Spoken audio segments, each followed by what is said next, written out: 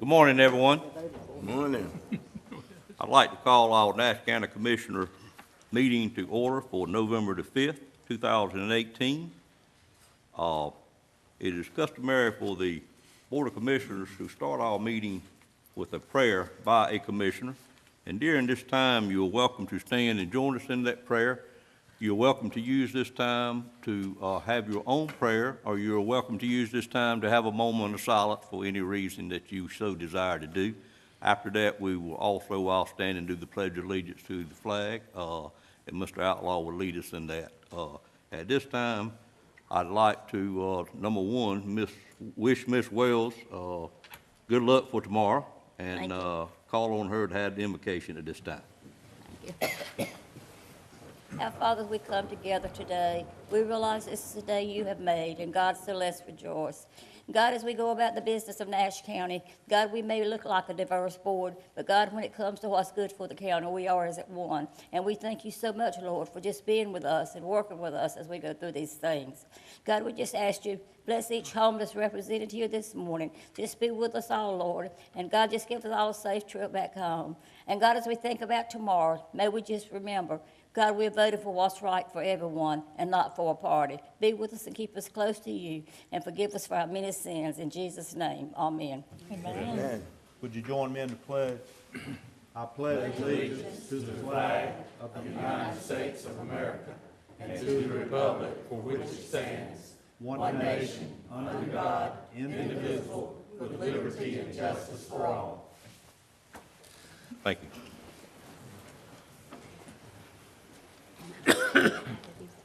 Commissioners, last month we had 3 sets of minutes. They were October the 1st, October the 15th, and October the 18th. At this time, I would entertain any corrections or changes to those minutes, or a motion to approve all 3 of them in one motion if possible. Move for approval. Second. I have a motion by Commissioner Outlaw, a second by Commissioner Belfield. Would there be any questions on that motion? All in favor of that motion, let it be known by saying aye. Aye. Any opposed by a like sign? Minutes stand approved. Ladies and gentlemen, at this time, item 5 on our agenda is an area to have public comment. I did not have anyone to sign up this morning, which we have someone at the door. But if you happen to not notice that you needed to sign up and you're here, you wish to speak to the commissioners about any item that's not otherwise on the agenda, if it's a public hearing, we'd ask that you wait till that item comes up, or if it is an item on the agenda, you could wait. But is anyone else here this morning that may wish to visit with the commissioners, have a question or concern? Do come forward and state your name. Seeing none, we will move on to item number 6. Item number 6 is... Well, I'm just going to save it, my comments for a little bit, Ms. Joyner, but it is a resolution and award to recognize Rachel Joyner's service to Nash County. At this time, I'd like to ask Commissioner Outlaw, the Assistant Chairman, Vice Chairman, if he would join me up front in making this award. And Ms. Joyner, if you would step up front, greatly appreciate it.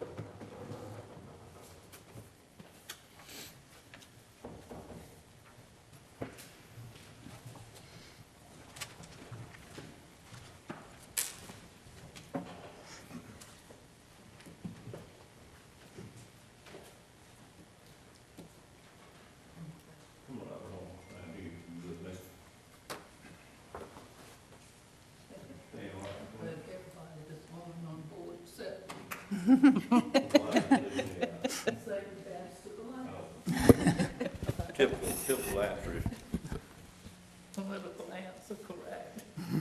anyway. Do you want to, I see some of your employees here this morning. Do you recognize them before Well, I I think present this is unscripted. I didn't know any of this. Well, I do, but part of my staff is here. Devina Lewis, Linda Thorne, for standing up so everybody know who you are. Kathy, Cindy, Gloria, and fair assistants on my staff. And Wonderful. good to have you here this morning. And this young lady on the front row? Oh, this is my daughter Ann, and today is her birthday. Oh,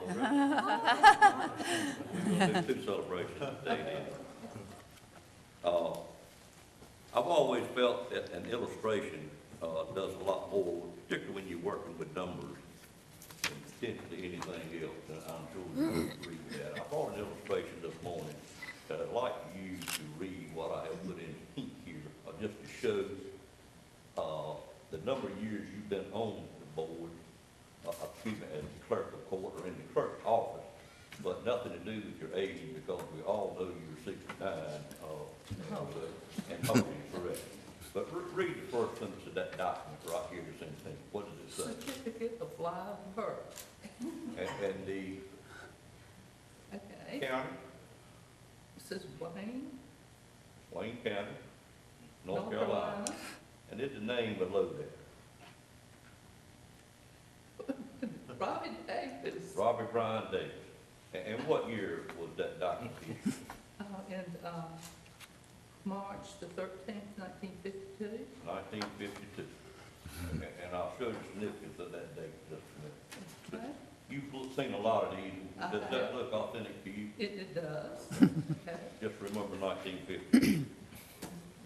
Resolution to recognize and honor Nash County Clerk of Court, Superior Court, and Probate Judge Rachel Joyner. Whereas Rachel M. Joyner began her career in Nash County as an assistant clerk to Jim Nick Seals in 1952. To me, that shows how long you have been there, multiplied many times over, if you look at the top of my head here particularly. Whereas Ms. Joyner continued her career being elected to the office of Clerk to Superior Court, December the 2nd, 1968, to the present. And whereas Ms. Joyner was one of 10 appointees by Honorable Burt Montague, who I was told this morning had something to do in Shakespeare, the name came from, was in Romeo and Juliet, I think. That's right. That's how I learned how to pronounce it, Montague. Director of Administrative Office of Clerks in 1974, to study the feasibility of an automated system for the North Carolina court system. Whereas this new automated system was executed, tested, and pilot program developed in Nash County Clerk's office. This was the birthplace of the automated clerk system we enjoy today.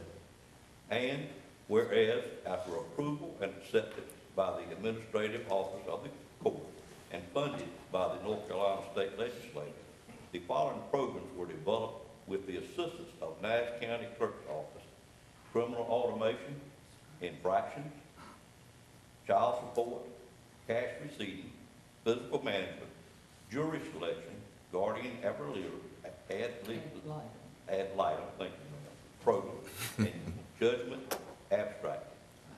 And whereas Ms. Joyner has directed the Nash County Clerk of Court's office lawful with integrity and respect for all Nash County citizens. And I'd like to repeat that again. Whereas Ms. Joyner has directed Nash County Clerk of Court's office lawful with integrity and respect for all. And whereas Ms. Joyner was the first woman appointed to the North Carolina Court Commission by the late Chief Justice Susie Sharp, and whereas Ms. Joyner was the recipient of numerous awards over the years, some are as follows. 1988, she received the award for meritorious, yeah, got it out there. Meritorious service to the improvement of North Carolina court system by Chief Justice James B. Exum Jr. 1998, received the Richard Caldwell Award for the award for service to the improvement of the North Carolina court system by Chief Justice Burley B. Mitchell. 2004, received the Certificate of Appreciation for support of veterans of foreign wars. 2014, received the Plaque of Appreciation for support of North Carolina State Highway Patrol by Commander William Gray. 2015, received the Richard Caldwell Award by the Director of the Administrative Court Office of Courts, Marion Warren. 2017, received the Order of the Long Leaf Pine by North Carolina Governor Roy Cook. And whereas at the 2018 Annual Elected Clerk Summer Education Conference in Wilmington, North Carolina, Ms. Joyner was the inaugural recipient of the Rachel M. Joyner Award presented by Andrew Whitney, former Wilson County Clerk of Courts. This award was given as a tribute to Ms. Joyner's devotion, professionalism, leadership, and selfless desire to go above and beyond for the benefit of those served. The award will honor someone annually who has made a substantial impact on the Clerk of Court's office in North Carolina. Now, therefore, be it resolved that the Nash County Board of Commissioners recognize and express gratitude to Ms. Rachel Joyner for her unprecedented 66 years of service to Nash County and its citizens. Her commitment, dedication, and accomplishments have enriched not only Nash County, but the entire state of North Carolina. Rachel Joyner has been a pillar in this county, and we are so proud to call her Ours. adopted by Nash County Board of Commissioners this 5th day of November 2018. All right.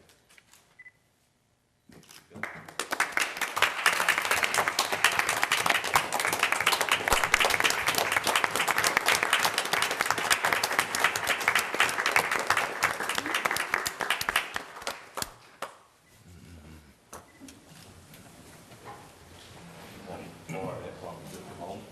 Like this.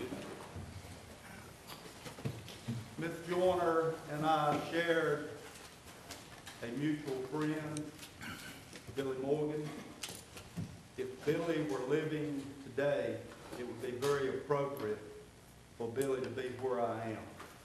I spent a lot of time with Billy, and Billy often said to me how much he thought of Rachel Joyner. As a matter of fact, he said, I highly valued her friendship. And I want you to know today that this board and I highly value your friendship. You are truly a Southern lady, and we just love you very much. With our greatest appreciation, we hereby present Rachel M. Joyner with this award in recognition of your prestigious 66-year career with the Nash County Clerk of the Superior Court Office. Your dedication, leadership, ingenuity, integrity, and professionalism will always be remembered.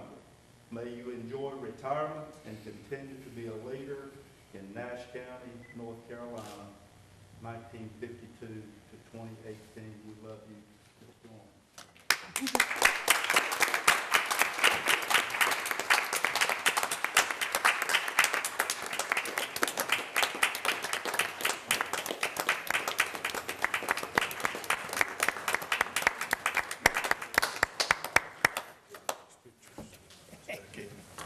Good?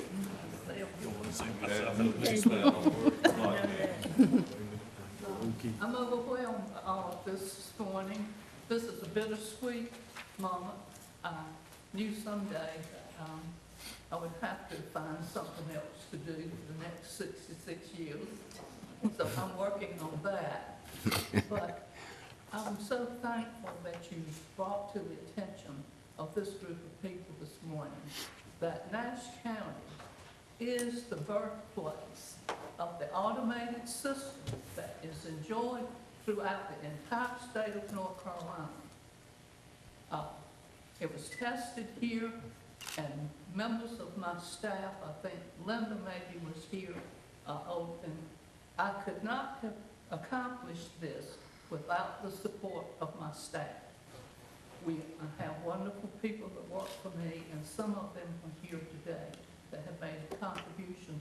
But Nash County should be proud to say that this was the birthplace of the automated system. There was not one. And I went to Raleigh with Phil Carlton, Judge Fountain, and some on a Sunday afternoon. We had just been appointed, and nobody knew the difference in software and hardware. So by the time we got to Raleigh, I knew they didn't know any more than I did, so I convinced them I knew everything. And so we were the birthplace, and I am very proud of these days. That, and I don't think many people in Nash County are aware of that. I didn't do that myself, I was just part of it, but I am so proud that our county was the birthplace of that. I think that is a huge thing, and I'm very proud of everything that people have done for me to give me an opportunity to have this prestigious job this many years. And I never felt like I was working. I was having a wonderful time reading law and studying it and the challenges that were there, and to be able to represent my county everywhere that I went in the state. I've always spoken up for my county. I said we are the jewel in the crown as far as I'm concerned.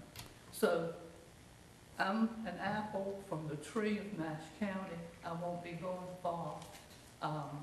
There are things already I have lined up that I want to do. I think you need to give back if you have something that can benefit another person. And so I thank you all for allowing me to be here all these years and for working this wonderful court system, and to be an advocate for the oppressed. I came from Castalia with nothing, and everything that I have, this county gave to me. They gave me an opportunity. And so I have worked very hard to include people that I feel like needed a hand where law was concerned. And it was my pleasure always to be here and to serve the people of this county. I thank you. Thank you, ma'am.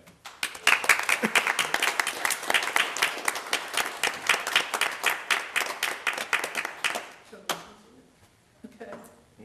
Thank you. Is this it? We didn't bring a new car. We'll do that next time.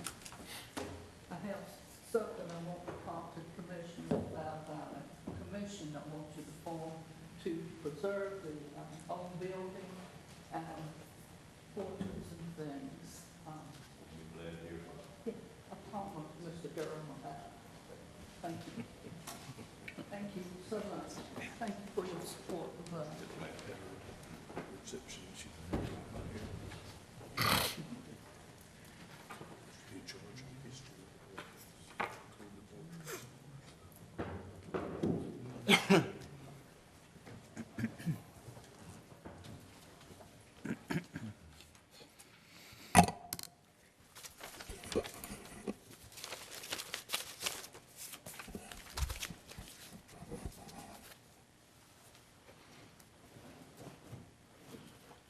Okay, we're on item number 7 now on our agenda, which is addition to the state-maintained secondary road system.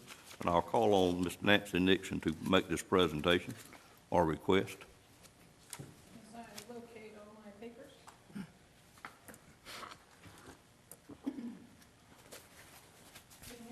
Good morning. Morning. Not as adept as I thought I was going to be. Okay. This morning, we have a request from NCDOT District Engineer Bobby Liverman, who has determined that there are 8 roads in Nash County that are eligible to be added to the state-maintained secondary road system. I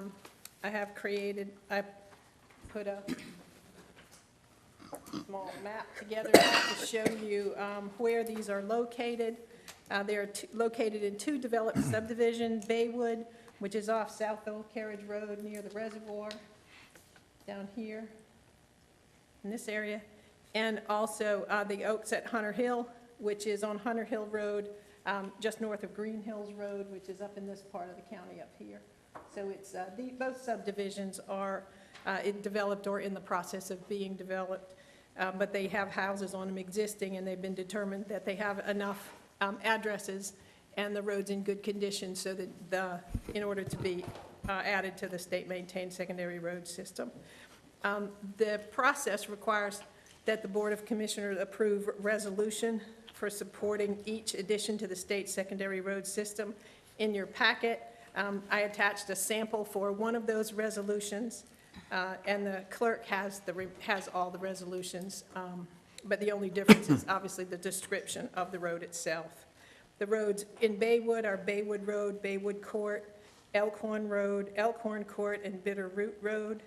And in the Oaks at Hunter Hill is Day Spring Drive, and that's the portion that's on the west side of Hunter Hill Road, Morningstar Court, and Livingstone Drive. And the request is that the board simply approve the resolutions for those 8 roads. Mr. Chairman, Yes, Mr. Belfield. I have a question. It's Yes, just sir. for information. This is just for information.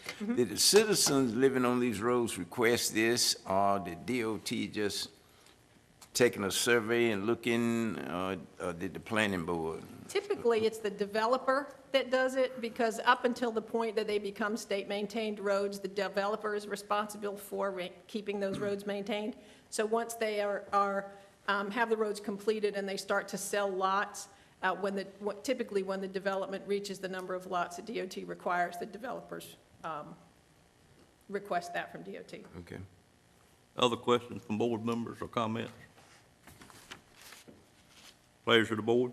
Move for approval of the resolution. Second. Have a motion by Commissioner Outlaw for approval, a second by Commissioner Richardson. Is there any questions on that motion? All in favor of the motion, let it be known by saying aye. Aye. Any opposed by a like sign? Motion carries. Ms. Dixon, item 8, while you're up there, we'll go ahead and move into You'll that. see me for a little while up here, I think. That'll be okay. This morning, we have item 8 and item 9 are requests for waivers from the subdivision standards. If it's okay with the board, I'm going to review the requirements and that kind of thing for the waivers and how we get through the process only once. That's That's okay, fine. and then just identify the 2 properties, if that works for you. We have item 8 and number 9, which are very similar. Yes. So the first one that we have is a request for a waiver of the subdivision standards with regard to a minor subdivision survey for Judson Smith for a 2-acre tract located on the north side of Stony Hill Church Road. And you'll remember, just to go briefly through the waiver requirements, the waiver sections, the subdivision standards in the UDO require that residential lots with direct access to roads with average daily traffic counts over 1,000 must include either 100 feet of additional lot width or at least 50 feet of additional lot width and up to 50,000 square feet of additional lot area. However, Article 10, Section 10-8 provides grounds for waivers from provisions in the ordinance, and that includes a waiver that a waiver may be approved by the Board of Commissioners following a written request based on one or more of the following standards or circumstances. One of them is a physical hardship. B is an equal or better performance, and C is an unintentional error, whether the error is made by the applicant or agent or the reviewing staff. Both of these requests that are presented today are requesting the waiver on the equal or better performance provision. And what that is that in the opinion of the board, a waiver could result in an equal or better performance in the furtherance of the purposes of the ordinance. The regulations are intended to limit the additional lot width requirements are intended to limit the proliferation of driveways and vehicle access points along heavily trafficked roadways, because that decreases the potential for more contact crashes, basically when people are either pulling out of driveways and moving more slowly than the flow of traffic anticipates, or they're braking in order to make turns. And so by increasing the widths or the number of driveways, that can affect the crash potential is basically what the idea behind the ordinance is. So what we have in the first case is this is the lot as it exists. Currently, it does include a single-family dwelling. It has existing well and septic located at 9588 Stony Hill Church Road. That existing dwelling is intended to be demolished. And the surveyor, Stuart Proctor Engineering and Surveying, has submitted a minor subdivision plat on behalf of the property owner and proposes that the lot be divided into 2 lots. Let me try to follow this. The new property line would be here, goes that way. Let's see on that. Zoom in a little bit. How that splits the lot like that. And what's being proposed,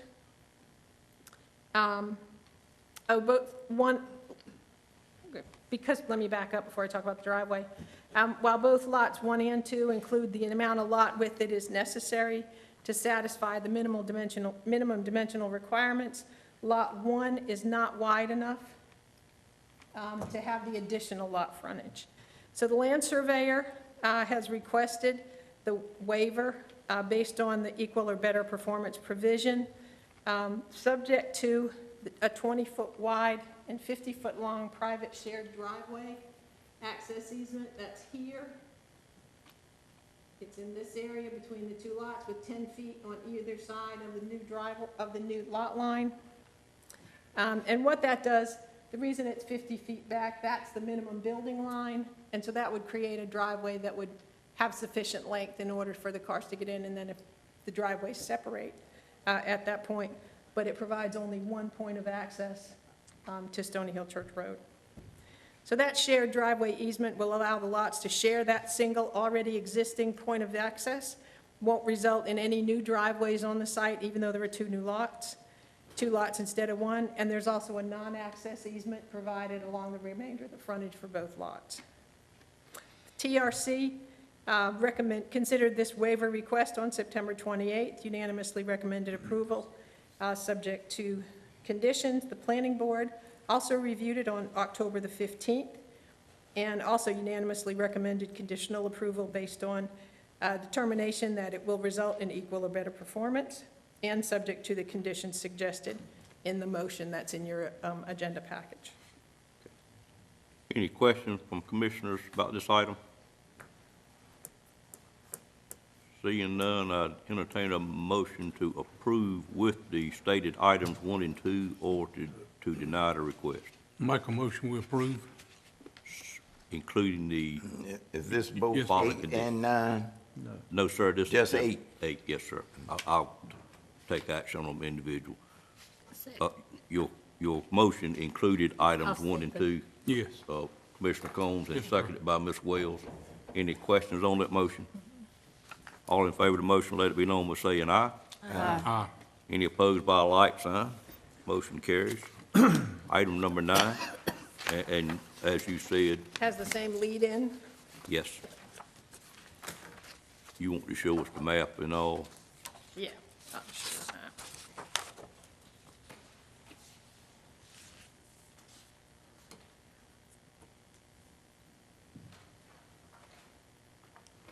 Here's the map of the property on Bend of the River Road.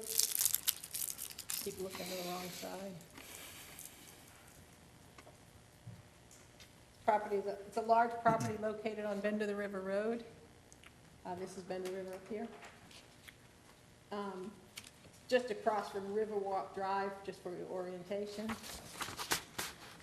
And the subdivision, I'm going to zoom in on the road frontage so that you can see just where what happens up there. What we have is a subdivision, in this case, into 3 lots. And this lot, hang on, let me get my ducks in a row. What we have here is that this is again, Bend of the River Road is considered one of those limited capacity or with traffic over 1,000 vehicles per day. The surveyor has requested a waiver for lots 2 and 3. The additional lot width requirement doesn't, okay, here we have lot 1, which is here, contains a house. Lot 2 and lot 3 both contain sites that were previously occupied, I believe, by manufactured homes at a time in the past, or by homes previously, but currently this is the only one with a home. Because that home was established, legally established prior to these regulations being put into place about the extra lot width, that it isn't required to meet the extra lot width. So the waiver applies to these 2 properties here, lots, which I believe are lots 2 and 3. Do I have that wrong? Numbered right. Yes, lots 2 and 3. Okay, so that driveway is created. That would be a shared driveway, again, 20-foot wide and 50-foot long, located along the new property line dividing lots 2 and 3. And that easement, or that driveway, will again allow the lots to share that driveway, and there'll be a non-access easement across the front of those affected lots. Oh, I didn't get that picture right at all.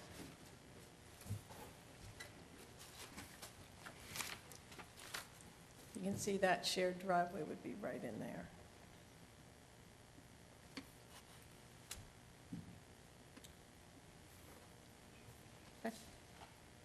Again, the TRC also considered this on September 28th, unanimously recommended approval, subject to the single condition, which is included in the motion at the end of your packet. Planning Board also unanimously recommended conditional approval after review on their meeting on October the 15th. All right, any questions from board members of Ms. Nixon on this item? I do. Mr. Lamb? Yeah, is the shared driveway necessary? Why is that? What the shared driveway does is the property has enough frontage to have 2 lots, which would typically allow 2 driveways, but it doesn't have enough to have 3 lots, which would be an additional driveway. So under the ordinance, what we've done with a fair amount of success, with a pretty good amount of success, is that the new lots where they can create a shared driveway, it doesn't create any new access points, so that creates the equal performance. And what does the code require as far as notice along the road for emergency services? Both addresses are just posted on the mailboxes right there at the shared driveways, On each side of it? typically. I'm not sure, or they can do one together, I'm not sure which, but typically they are. The houses are, obviously the numbers are posted separately. Because And that each can would be have their own. that can be a problem when you have a house in the back with a Right. easement. And this one, what we typically do throughout the county is that if we have houses down an easement, is that the mailboxes are at the front. Oftentimes, most times, I think. Is that a requirement now, that they be at the front? Usually if it's an easement with multiple homes, we give it a name with a roadside, Right, so that's how they would find it. But in this case, on a you have, longer one. in this case, you won't have a house in the front, a house in the back, you have a house to the left and a house to the right, and it's supposed to be visible from that driveway. Oh, so, But it could be in the back part, in this large part. The house could be in the large part in the back. that's And what I if so, thought they were Right, suggesting. then the mailbox would be at the street, at the driveway for 2 homes. And the driveway would just extend back to the back part of the property. So the intent is to build the house on Lot 3 next to 1 and 2? Well, the septic system is there in the front. The existing septic system is right up front. So depending on whether they want to put that here or carry those septic lines or put in a different septic back here. They could actually do either one, but they're only entitled to one home on that property. I think it's the current intention to put it toward the back. I think it's back here. Okay, thank you. Other questions?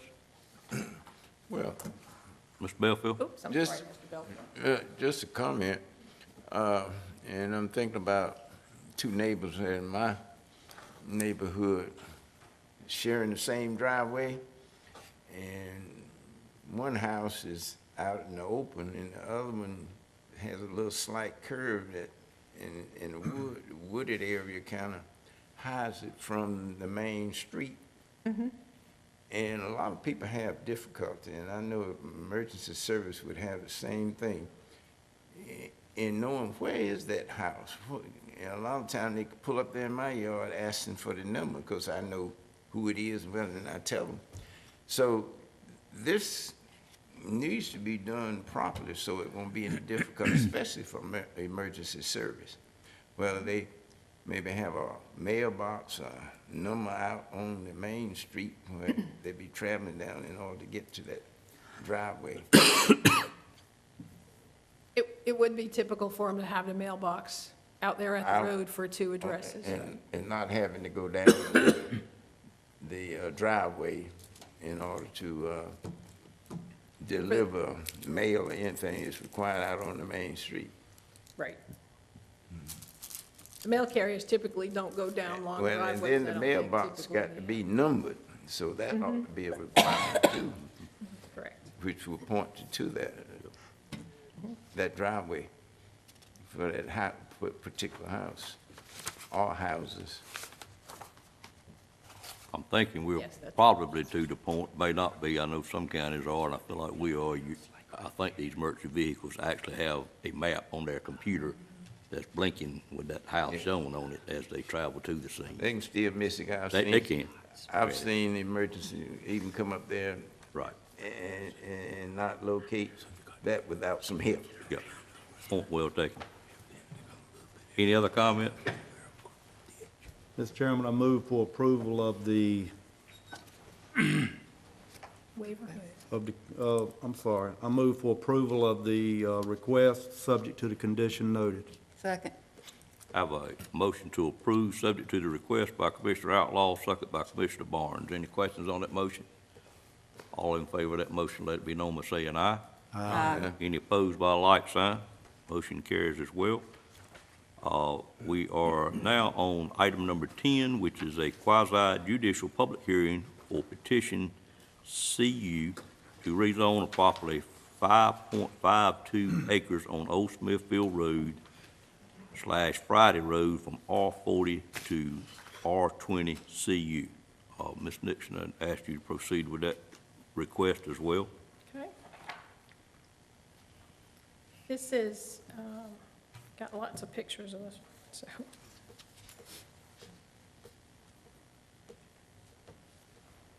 Go. Keep looking over there.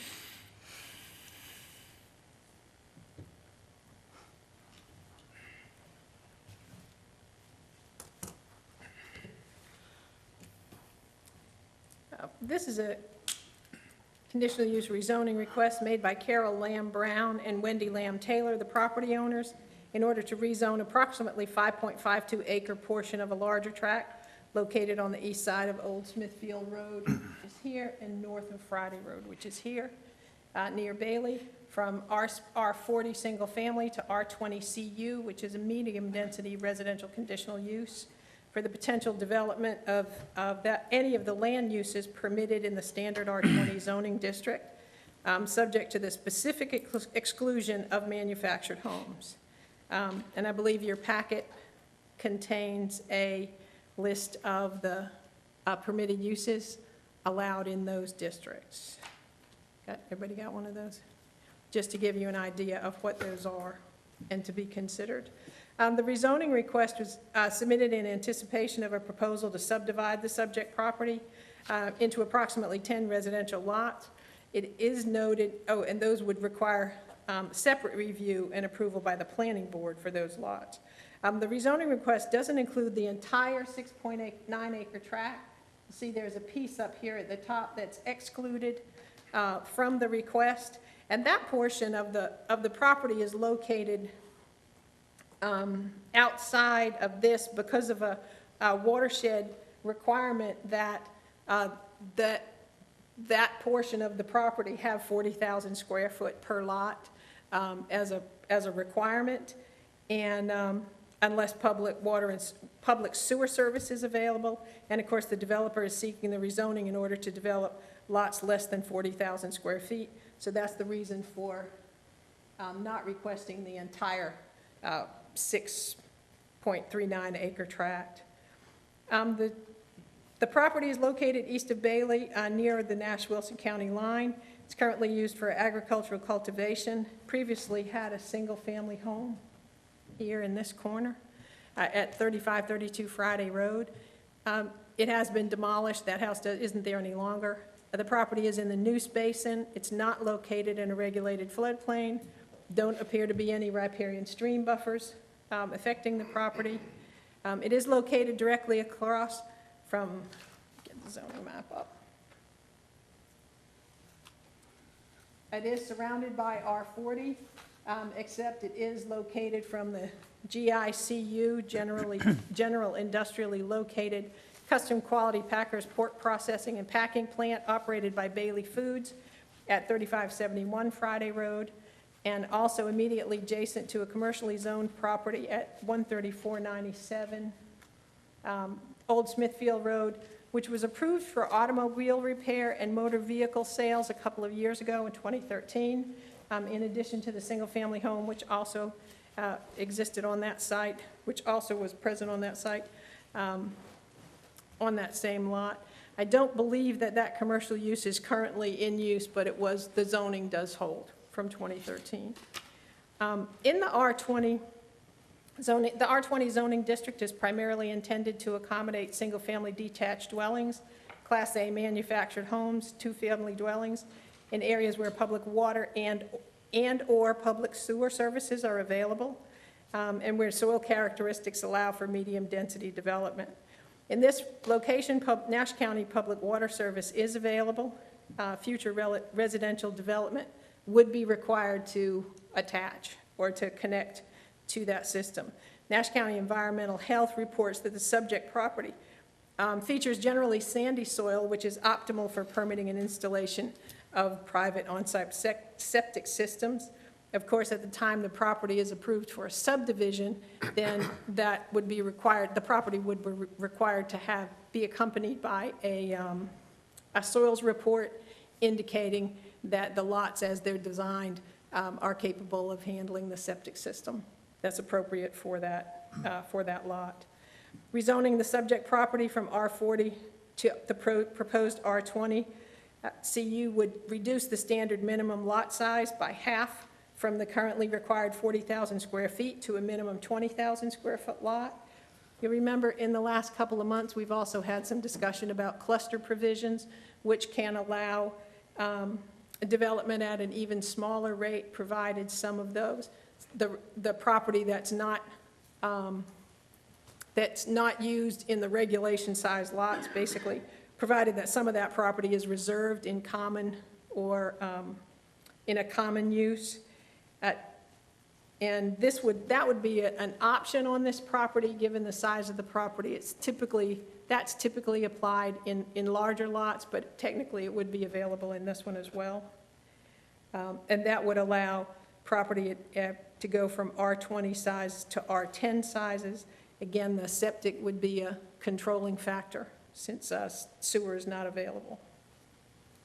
Land uses permitted in the R20 zoning district would be substantially the same as those in the current R40, with the exception that R20 zoning would also potentially allow development of duplexes, boarding and rooming house as land uses permitted by right, congregate care facility subject to required development standards, or a manufactured home park subject to issuance of a special use permit, and those are uses which are not permitted in the current R40 zoning district.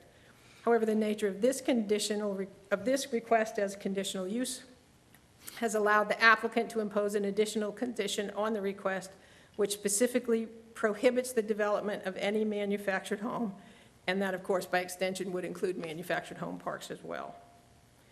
The land development plan designates the subject area as suburban growth, just as it does the majority of the county's jurisdiction. Suburban growth designation defines those areas of the county where we expect significant residential growth, and development within that area should be limited to those types of land uses and development intensities that can be accommodated with on-site services, well and septic services.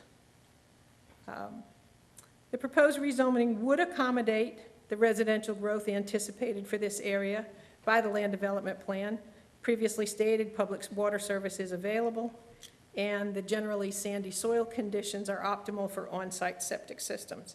That's according to the Nash County Environmental Health Department. Furthermore, the LDP explicitly supports rezoning to R20 within the suburban growth area where public water is available, but it does also recommend that unless both water and sewer services are available, that residential zonings within suburban growth should be limited to RA districts only. The primary difference between RA and R districts are the allowance of manufactured homes in the district. And so in this case, the applicant has chosen to prohibit manufactured homes by virtue of the conditional use, and so that would make this R20 CU really equivalent to an RA district. In terms of spot zoning, the request could be considered spot zoning because the tract would become the only property in the area that is subject to this higher density or lower lot standard. Let me see, I think I have for one more photo. I think I have one. But anyway, it's all 40, R40 all the way around. It could be considered, let's see, I'm sorry. Does have public water. I'm sorry, lost my place. Could be considered reasonable and in the public interest in terms of spot zoning because it is already zoned for residential use. Subject property has access to public water along the rights-of-way, generally those sandy soil conditions we mentioned previously. And the land uses to be permitted in the R20 zoning district are substantially similar to those already permitted in the R40. And some of the exceptions to that are things we previously mentioned, duplexes, boarding or rooming houses, and congregate care facilities that are allowed. And then there's the other last thing is that the more dense residential development permitted by the R20 CU district would provide a transition if this were to be redeveloped in a more commercial way. That could provide some transition from this to properties in this area, and also transition from this GI property to other properties developed in this area. A TRC, TRC considered this item on September 28th, recommended approval of the request. Planning Board considered the item on October 15th, and at that board they heard from staff, applicants, and members of the public. There were some citizens that spoke against the rezoning or voiced concerns about the request at that meeting. After the discussion, the Planning Board made the following recommendation regarding the request to rezone the acreage from R40 to R20 CU. The recommended consistency statement A, finding the request to be consistent with the adopted plans, reasonable and in the public interest. That was a unanimous vote. They voted unanimously to recommend approval of the request to the Board of Commissioners. And they also, following that approval request, they also voted unanimously to recommend approval of issuing a conditional use permit with specific conditions as listed in the motions below. And those conditions include the development of manufactured homes on the subject property is specifically prohibited, and the development of all other land uses permitted in the R20 residential zoning district shall be allowed on the subject property in accordance with the standard requirements and procedures established by the ordinance itself.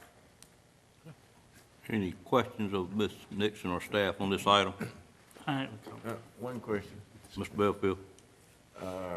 How close is this property to excess of water? Water is on the streets. We have, it's available, there are customers immediately in the area. I believe it's available on both streets, but we checked with utilities and there are customers in this area already. Any other commissioner have a question? Mr. Lamb? A couple questions. With R20 CU, is the front footage requirements different than R40? I believe in R20, they're the same. If they were to cluster it, if it was a cluster down, when you get to those higher densities or smaller lot sizes, that's when it starts to go down from 100 feet. So if you could make 11 lots on this piece of property, can you draw 11 lots from those two roads without putting in a separate road and cul-de-sac? You can. I think that is the intent, is to do road frontage lots. They have an exceptional amount of road frontage because it is so close to the corner. The lots on the left, what size are they? Those are R40s. And if the board grants this, the two R40s that are adjacent, across from Old Smithfield Road and next to this piece of property, they're R40 now. Yes. What would prevent, would they, as a matter of right, be entitled to get a R20 CU since their neighbor has R20 CU? Would the technical review board and the planning board feel obligated to? I'm just wondering if. Between this property and this property Yes. for extension, again, I think that the limiting factors would, certainly it would enhance the opportunity to ask, or it would put another plus in your plus column, I guess, because it already exists adjacent, and we have traditionally, where it was available and where it was successful, presented some successful petitions for expanding existing districts. But again, in this case, because sewer is not available, it's going to depend on where those soil characteristics change. And one of the things I'm not sure what the soil characteristics are on the adjacent properties, but certainly if it was determined that those properties also had some really good soils and could handle a septic and a repair area on half an acre based on the soils, then that would be a good argument for going forward with that. But you could also have it zoned R20 and then find areas within there where the soils don't work, and so you still have to have close to 40,000 square feet, or 30, or. And I know this is a vague question, but are there any R40 zones in Nash County that you believe would not be favorably looked upon by the Technical Review Committee and the Planning Board to change it to R20 CU? I think if we had information from the Environmental Health Office is represented on the TRC, and if their experience in that area is that the soils typically require closer to 40,000, or they have typically required that, then I think the Technical Review Committee, don't know that I would speak for the Planning Board, but I think the Technical Review Committee would be more likely to have a lot of hesitation about that. It just seems like it's almost becoming as a matter of right to change R40 to R20, but. Well, that's propagated by the fact we have public water available in many parts of the county, is what is bringing this about, I think. Yeah. Because you have to have the public water. But you don't have sewage available here. Did you say on a R20 that you got ample space for septic system and repair? I said that the excuse me, the Environmental Health Office has said that in this particular location, in this particular area of Nash County, is some of the best soils for septic that we have in the county. And they have, since this application came in, they have received a soil report indicating that the lot configuration, the number of lots on this tract could be accommodated based on that soils report to have septic service, individual septic on smaller lots. and repair And later. repair, yes. Well, I'll just say environmental health received a satisfactory report. I haven't read it. I'll just tell you that they did indicate that they were not concerned. What we got to keep in mind as a board is what we have before us is a rezoning matter. Right. There are other stipulations that would come behind this rezoning matter, should it be approved or not approved. You still Right. got to meet the criteria for septic tank and so forth. Uh, One last question. One last question, and this is to our attorney. The restriction on manufactured homes, could we impose that, or has that got to be a voluntary I think they have to agree to the condition, under this zoning Well, scheme? it's approved as a use but in the table. that's what they submitted, so they haven't Right. agreed to it. And there's no case law or anything that prohibits us from limiting manufactured homes? Depends on how you're zoned. Yeah, okay, I don't Cit- quite cities- understand where you're going. Cities oppose it and ban it in lots of places. yeah, okay. It can be done. It seemed like there was a case a few years ago, was that modular homes or I think it was modular. modular? Well, this would be a bad time to be asking that question, since last month, we just approved one under those same conditions, if I'm not mistaken. Right, Yeah. And it was That's all I submitted by have. the owner, they agreed to it, it's Right. fine. And Okay. to my knowledge, I think there's some prohibitions against a jurisdiction prohibiting manufactured housing in the entire jurisdiction, or so limiting it that it's functionally not available. We have a large majority of the county zoned A1, which does allow manufactured homes, and so I don't think that that applies to specific properties in our thank you. case. That's all I got. I believe the one we approved last time, they had water and sewage available There were some concerns with the sewage. with the sewer, but it was Sewage was available promised. with an agreement with Sharpsburg on grinder pumps. There's no sewage here, No, I don't think there was any sewage there either. but it was available with an agreement with Sharpsburg. Here, there's no sewage at all. Well, what we approved last time, just to refresh your memory, was we approved it. We didn't require sewer to be, because we really can't do that. Only thing we did, we put a stipulation that it could not be provided with sewer with a grinder pump. There is gravity sewer close by, so that would be a design item that would come back to the staff at a later date, depending on what they chose to do. It can even happen in terms of the septic. It can even happen in cases, sometimes where at the time of a subdivision plat, you can rezone it for R20. And remember, R20 is a minimum lot size, so within the subdivision, you could potentially have a variety of lot sizes depending on the soil and the configuration that the developer wanted to have. So you could have a combination of some lots that are close to 20 and some lots that are 30 or more, depending on the configuration. Sure. And another thing that happens occasionally is that the initial soils report indicates that you would be able to have, that the soils would support on-site well and septic and repair. But then when the developer gets out there, they do occasionally lose a lot in the subdivision, wind up recombining some lots in order to make it work functionally where the, on the lot. Typically, that happens where the purchaser wants their house in a specific spot, and so they have to make some modifications, but that is also something that happens. All right, any other comments, questions? I have a question. So the processing facility that's across the road, do you know what hours that they operate and so forth? I'm not sure. Okay. I think there's somebody here from the planning board. so Let they'll me- be able to answer that in a few minutes. Take care of that in At the public hearing. hearing process of it, if I could. Ms. Barnes, is that okay? That's fine. Okay. Any other comments at this time? If not, I'd entertain a motion to go into a public hearing. So, Go into public hearing.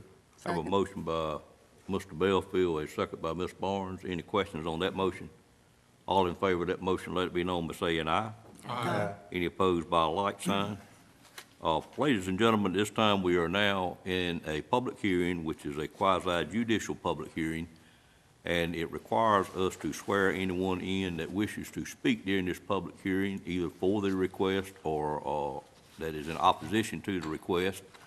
And just for the sake of time, I'd like to do all that swearing in at one time. So if you intend to speak for or against this request, if you would come forward at this time, and I'll ask our attorney to swear you in.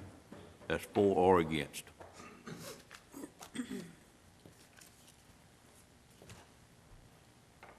Mr. Durham? On your life.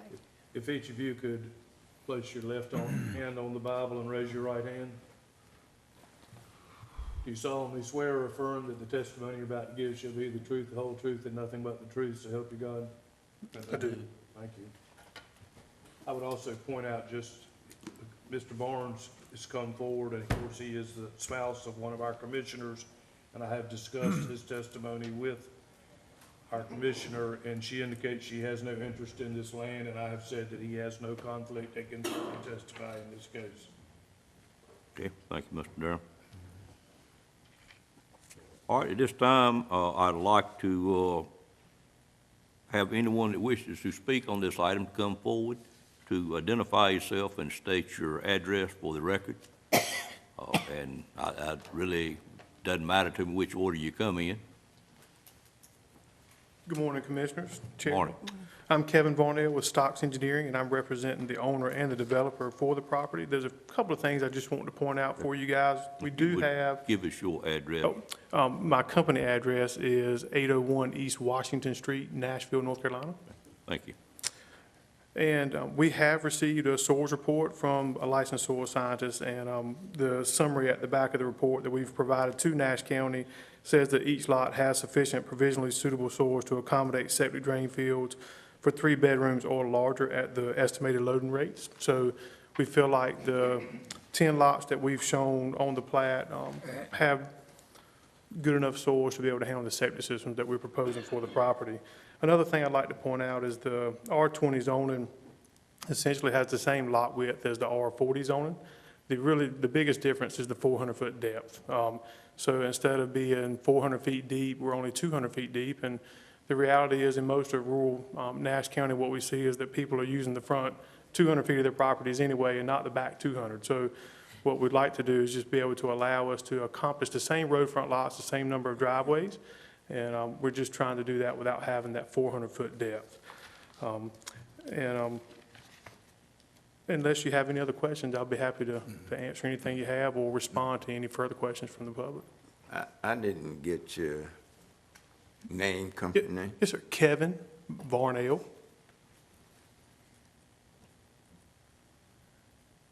Okay. Any questions from commissioners at this time? Thank you. Kevin, if I could ask you one, that road, Old Smithfield Road, it's apparently not one of those that requires additional, Old Smithfield Road that requires that additional frontage? That's correct. It does not have the number of traffic count at this time to warrant that. All right, thank you. Yes, sir. Anyone else wish to speak?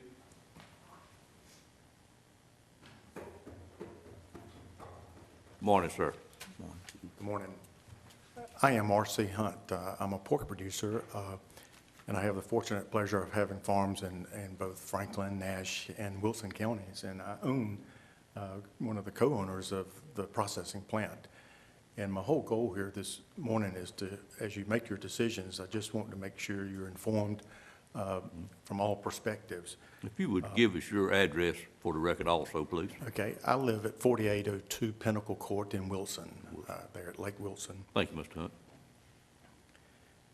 Hunt. First, I am very pro-business and pro-opportunity, and the gentleman and the people that own that lot, I actually bought the business from, and the gentleman that's developing it, Mr. Joe Hartsfield and that group, very good friends. So it's very important to me today not to harm or impact anyone. My whole goal is to inform the people, and my concern is for the potential 6 to 10 owners that will be my neighbors. That's what I'm looking at down the road here. And my concern is the proximity. As you know, Bailey Foods Custom Quality, we're a pork processing plant. That business has been there for many, many years. It has been surrounded with houses and development. We think we do a great job. A lot of people probably go by the plant and really probably don't realize what we do. But we do store pigs there, we process pigs, we operate about 5 days a week, but we're also refrigerating and cooling and storing live animals there. That particular facility has what they call a spray irrigation permit with the Department of Environmental Management. So it's basically considered a hog farm. We exceed the 250 animals per day. If you had 250 or less, you would not require or need any type of permits. But we exceed that number. And with that, we have to have licensed people like EnviroLink or professional peoples with certain certifications. We have monitoring test wells on the site. We have irrigation spray fields on the site. And we would fall under the category of a livestock operation today, and all of the setbacks that have been developed over the last few years would apply to us.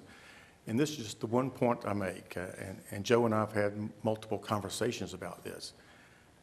First off, I just want every landowner that's going to be my neighbor to know what we do there first before they make the final decision. That's very important to me. And number two, I just want to make you aware of the siting acts that we have on livestock facilities today. I could not build that facility at that location today. I would be required to have 1,500 feet setbacks, from homes and dwellings. I'd have 500 feet setbacks on property lines. And so just as a kind of a farm simple mentality, I think we need to consider some, when the facility was built years and years ago, we were in compliance. And as we've learned more things about the livestock industry, those setbacks have become more extensive and more requiring. And so that's my point today I would like to make with the group is that, we have 1,500-foot setbacks today from housing and dwellings. And from our front door, I can throw a rock to probably the front door of the new home potential. So thank you. And I'll be Any glad. questions, Mr. Hunt? Yeah. Mr. Belfield? In connection with the food processing plant, since it's already there and established, wouldn't it be grandfathered in? Yes, sir. Yes.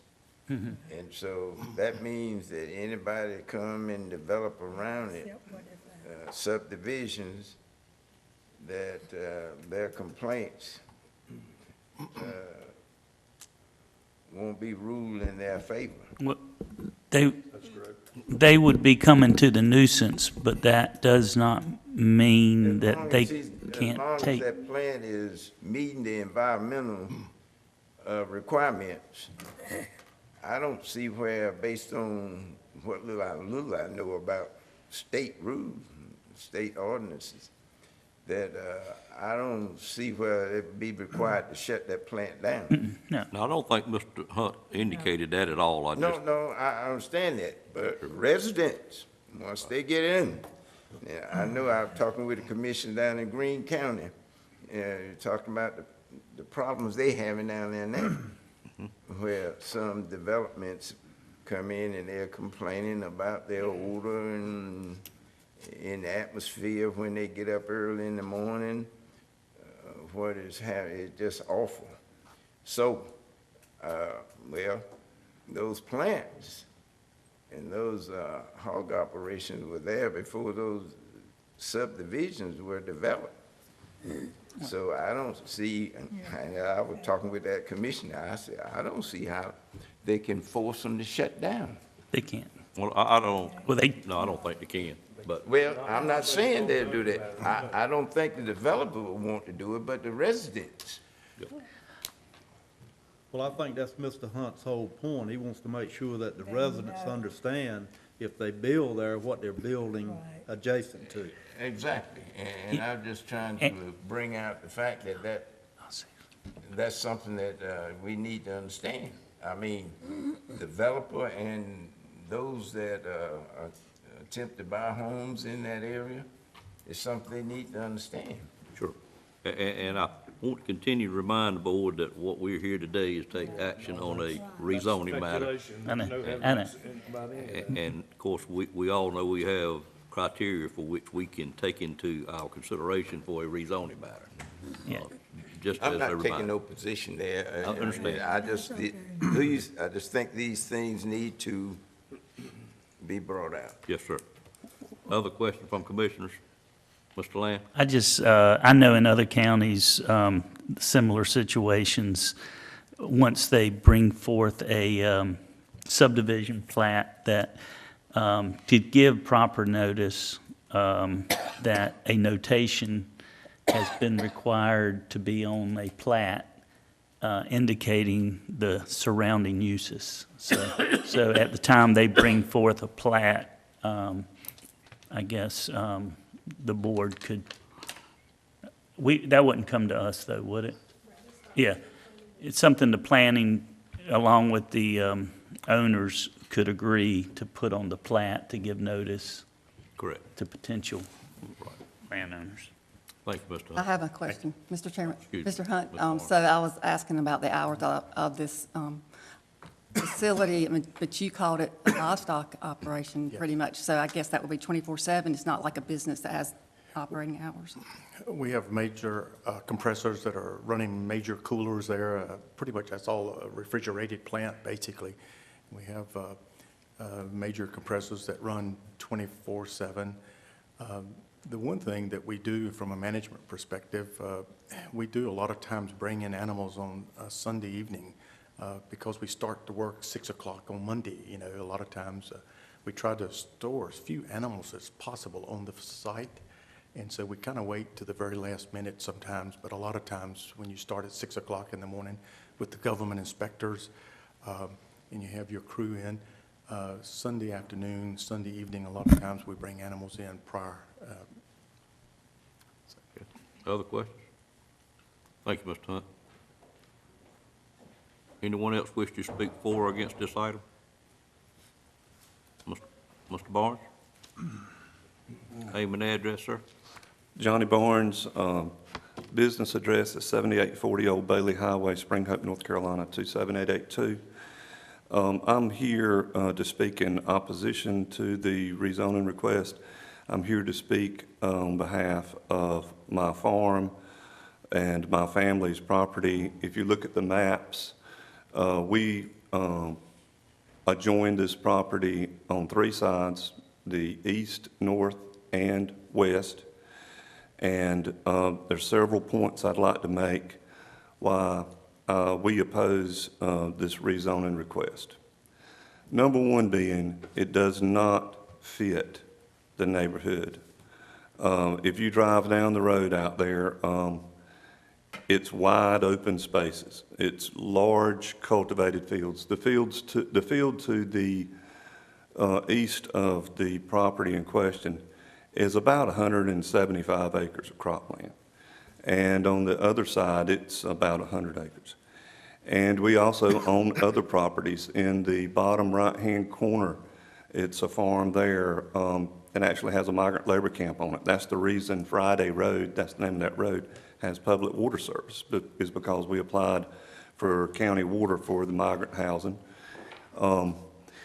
So it doesn't fit the neighborhood. If you go in there and you put 10 or 11 houses on there and you're driving down the road, it's on this little postage stamp piece of land, it's going to stick out like a sore thumb. A lot of people are not going to understand. It's not going to look right. But more importantly, you know, and Mr. Hunt's a great neighbor. I'm not knocking him, but he is right. On Monday mornings, when we're out there plowing up sweet potatoes at 5 o'clock in the morning, the pigs are over there squealing. The neighbors went along with Mr. Billy Joe Lamb rezoning that property for his slaughterhouse. He used to have it in the town of Bailey. And he moved it out there. Mr. Billy Joe Lamb lived in the corner there that's now zoned commercial years ago. And it's his 2 daughters that are showing as applicants, but it's really not for them. It's for the developer, Joe Hartsfield, of which he and I are friends. And I want to be friends with everybody after this is all over with too. But he asked the neighbors around there, you know, I want to move my slaughterhouse out here. And I went around to the neighbors, are y'all okay with that? Oh, I've known Billy Joe Lamb my whole life. You know, and he's a great guy. And, you know, I wouldn't do anything to harm his business, and they're our neighbors and all. But guess what? Mr. Billy Joe Lamb doesn't own this business anymore. He's passed on. His children don't live there. The property is going to be developed with a whole bunch more strangers that don't know any of the history there. And I think we were really setting up a problem for Mr. Hunt there. Also, I think you're looking at potential nuisance lawsuits, and I know Mr. Belfield touched on it a moment ago, but all you have to do is look in the southeastern part of our state. And all you got to do is get the wrong lawyer and the wrong judge and have a nuisance declared, and Mr. Hunt could be out of business. At the minimum, it could cost him a lot of money. And him not doing anything wrong, he's just conducting his business in a normal way. The corner lot that was zoned commercial for automobile business, you know, that was a mistake as well. I mean, it's being used as a residence. Now, when those people were living there, it became dilapidated. They were evicted, foreclosed on rather. It's cleaned up now, but it's not being used commercially. So this property is not transitional. This is not a transitional property. If it was transitional, an R20, it would be in the edge of Bailey, on the other side of the interstate, US 264, between there and the city limits of Bailey. The city limits of Bailey is over 2 miles from this property. If these septic systems fail, what are they going to do? They can't get on Bailey's sewer system. It's across US 264. Bailey is under moratorium. They can't add any taps onto their sewer system. So I know the soils are supposedly good, but if they fail, what are they going to do? Another thing you don't see from these aerial photographs, there's a power line going right through the middle of this property. So, I mean, you've got a postage stamp piece of land that you're trying to put 10 or 11 houses on. They're really going to have to juggle it around and make it fit. And it's just, it's not going to look right. I would ask that you not approve R20. I have no problems with 5 or 6 homes going on this property. I think it fits the neighborhood. The development across the street that's been there around 20 years, it's called Taylor's Crossing. 20% of the lots in there were never built on. You ride through there, some of them grown up in weeds shoulder high.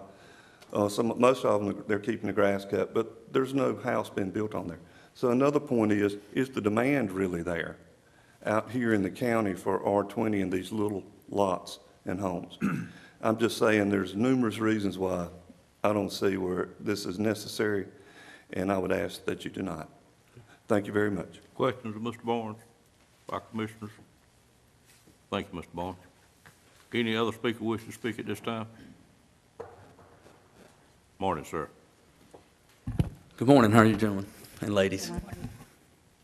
I'm Joe Hartsfield, the developer, address 2904 Woodstream Drive in Wilson, North Carolina.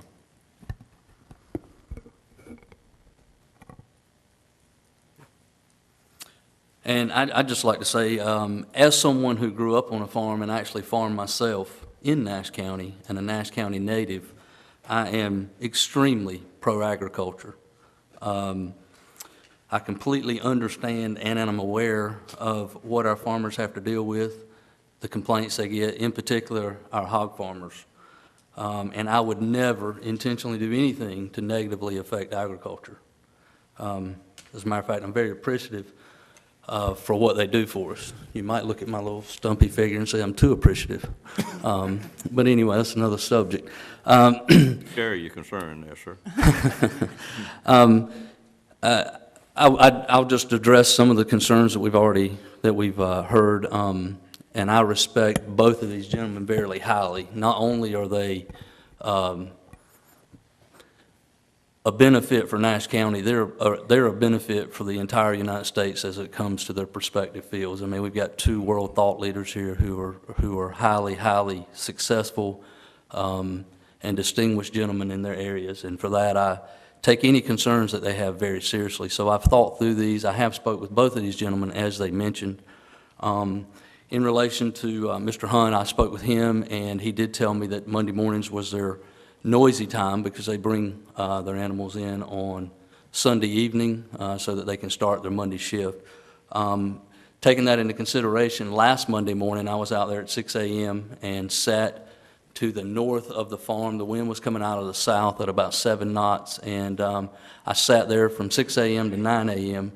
to listen, smell, watch, just to see, so that I can properly represent this property to the people that I may be selling it to, because in no way would I want to be dishonest with someone who may be making the largest investment of their entire, life in a home. As I sat there, I was pleasantly surprised at the operation that Mr. Hunt does run. As he said, if you didn't know it was a slaughterhouse, you wouldn't know it was a slaughterhouse. They run a very clean professional operation. There was absolutely no odor, and as I said, I positioned myself with the wind coming across the slaughterhouse, to me, into my face. And I did hear the occasional pig. I was pleasantly surprised that the actual 264 traffic is louder than the pigs. You can hear the faint sound of the occasional pigs. I also had went over to Taylor Crossing, which there's 36 lots in that subdivision, 27 homes and one currently under construction, leaving 8 vacant lots in that subdivision.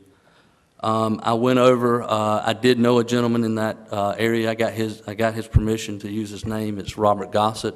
He owns the most expensive house in that subdivision. I think it's the only brick house in that subdivision. And I wanted to talk to him in particular about the slaughterhouse, how it affected where he lived, why he chose to live there. Am I making a mistake by developing a piece of property across from a slaughterhouse? And he said that, you do get the occasional smell, primarily when they're unloading their trucks. You occasionally, if the wind is right, do hear. However, he was extremely happy to hear that I was seeking a rezoning that would prohibit mobile homes going in his neighborhood, which currently can go there. And I also want to point out that currently, we're only talking about 4 additional homes. Currently, 6 homes can go there as it sits. As it's zoned now, we could put 6 homes there, no problems at all. They're still the same distance. They're still in the same area. So we're only talking about allowing 4 more homes. The soils, we've got a soils report, and these are perfect soils. These are textbook soils for R20 zoning. And, if you don't want R20, that's a whole different discussion. But the soils, as far as it relates to septic tanks, are textbook. They don't get any better. This is rural Nash County I grew up on a tractor trying to turn it around with no brakes. I know how sandy this land is. And it's textbook R20 soils. It doesn't get any better when it relates to sewage drainage. The power lines, we have been in discussion with Wilson Power. They are willing to move the lines to address Mr. Barnes's concern. And we were talking with that. So as you look at this property, I would ask that you keep in mind, we're only talking 4 additional homes. 6 homes can currently go, including mobile homes. We're eliminating that stipulation, asking that we can put 10 with no mobile homes. So I think there's 5 important factors to consider this as you vote. This rezoning will increase the Nash County tax income basis, approximately $10,700 a year. That's always a benefit when we can increase tax income without a tax rate. But by the properties that we're proposing putting there over somebody putting 6 mobile homes there, it would be about a $10,700 tax increase a year. It's pro-agriculture. I've thought through this hard, as I told you. I'm very pro-agriculture. And the reason I say it's pro-agriculture is because in our last airport meeting, I was told, I think it was Norris Tolson who said that there were 18,000 jobs coming to our area over the next 5 years, I think it is. And we're going to need to house these people. And we want nice stuff that does fit in with the community, that Nash County can be proud of, that we as developers can be proud of, we as citizens can be proud of. It's pro-agriculture because we can now house all these people on less dense land, thereby taking less crop production land out of service. Again, going back to the soils, It's a textbook case for R20 soils. It doesn't get any better. It also increases the property values for the Taylor's Crossing, the 36 lots we talked about. If mobile homes were to go here, 6 mobile homes, which currently can, then it could negatively affect their property values. So anyway, after taking all those facts into consideration, along with the unanimous planning board vote, I would highly encourage you to vote in favor of rezoning this property. Any questions, Mr. Parkfield? Thank you, sir. Yes, sir. Is there anyone else that we didn't swear in that wishes to speak on this item, either for or against? I got one more thing, can I say it? Give me 1 second. No, give me a second. Give me a second, Mr. Barnes. Let me see if anyone else wishes to speak, and I'll get back to you. Is there anyone else that didn't get sworn in that wishes to speak? Forget them. Mr. Barnes? Get together and maybe agree on it. Make sure. I apologize. Come on up so that it will be recorded. Thank you, sir. I forgot something. One thing I meant to ask was, is this whole R20 thing a trend? I mean, it seems like, you know, we're having these R20 after R20, and I just would ask that, is that really what we want out here in the county in the middle of R40 residential areas and agriculture? And I think the answer is no, and I hope that this being a policy-making board, you guys will address this issue in the future. And not to rebut Mr. Hartsfield at all, but I just want to point out, I don't think we can put mobile homes in that end of the county.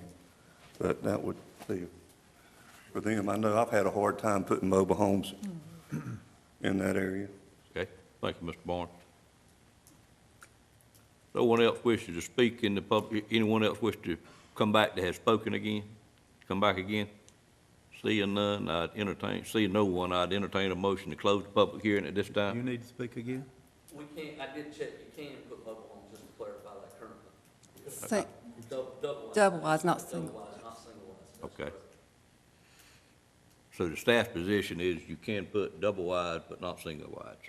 Okay, thank you, Jeff. Anything else? Entertain a motion to close the public hearing at this time. So moved. Moved by Ms. Wells, second by Ms. Barnes. Any questions on that motion?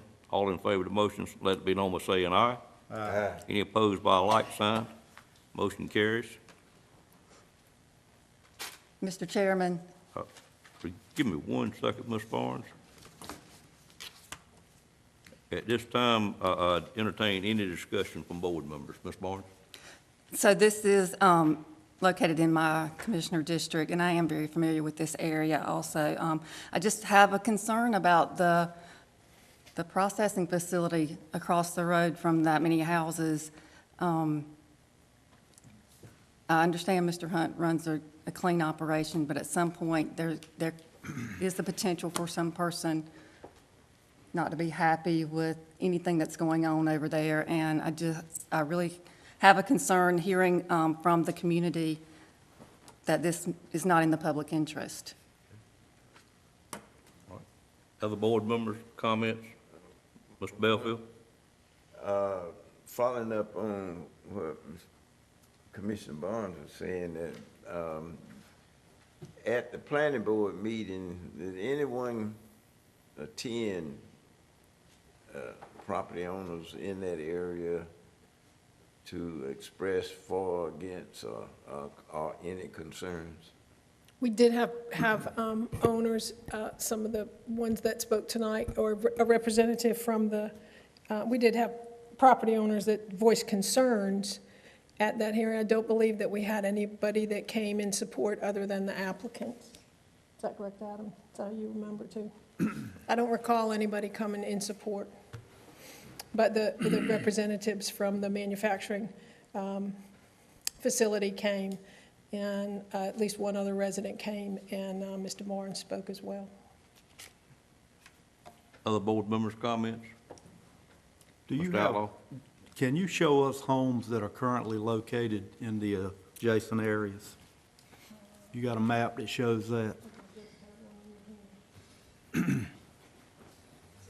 That will give you an idea out a little further from the one we had previously. So the processing plant is at 3571? Located here, yes. Okay. And this is also part of their property that's back there. Mm-hmm. So you've got a number of homes in the area. Yes, there's quite a number up. Looks like it's pretty well This is, developed. Mackenzie Road, and this is Rock Quarry Road down here, and this is Old Smithfield Road. Those homes. Now, those are not necessarily all homes. A lot of these were addressed at a time where you may have addressed properties without them having homes on them. I believe that this indicates that at least this close to it, in this area, there are a number of homes, existing homes on lots. But I didn't bring an aerial that shows actual homes here, but typically the addresses indicate A structure. a blend where, doesn't necessarily indicate a structure. Have we ever received a complaint from one of the homeowners in that area for the processing plant? Not recently. When we did the rezonings several years ago related to the plant, there were some people that came out with some concern, but we have not heard, and that was successfully rezoned, and as you've heard before, that we have not heard any complaints or concerns from the neighbors about anything related to the manufacturing plant or the processing plant. I would be interested, Mr. Hunt, have you received any complaints from neighbors in the area? We have had one adjoining complaint, one adjoining neighbor has complained, and we put up a 8-foot tall water fence to kind of give us some separation. For the noise. Property. But how about odor? I think, How about odor? Smell? Very few. we have not gotten those complaints in the office, to my knowledge. A lot of times you can hand them a pig, and that takes care of a lot of things. What does that mean? Sometimes you can just give them a pig for Thanksgiving. and Oh, it takes okay, I care of got a lot of- Let me remind the board that we have closed the public hearing, and our questions really should be addressed to staff at this time. Other comments from board members? I would just make one final comment, and then I'll hush. This is not exactly what we had last month, but the conditions are similar. And I think my point last month was that since we are going to look at the UDO in detail next year, probably sooner than later, to try to determine what's in the best interest of development of lands in Nash County, this might fall into that same category, at least from where I stand. I think also the difference in this rezoning request, which I think they all stand alone, and that's why we look at it at a case-per-case basis. There's no other R20 around here. This is definitely spot zoning, which spot zoning is not illegal, but it's just not what I would think would be the best-case scenario for R20 in this area. It's just a little, it'll be just a little island there with R40 all around it. Any other comments? Yes, sir. I would Ms. love Richardson. to make a comment, please, on this. I've listened to all of this, and I appreciate Mr. Hunt informing us and letting the people know what is already there. Because, see, now, I live in areas, not hogs, but chickens. But when we come into contact with that area and the process, they were already established when some folks moved in the area.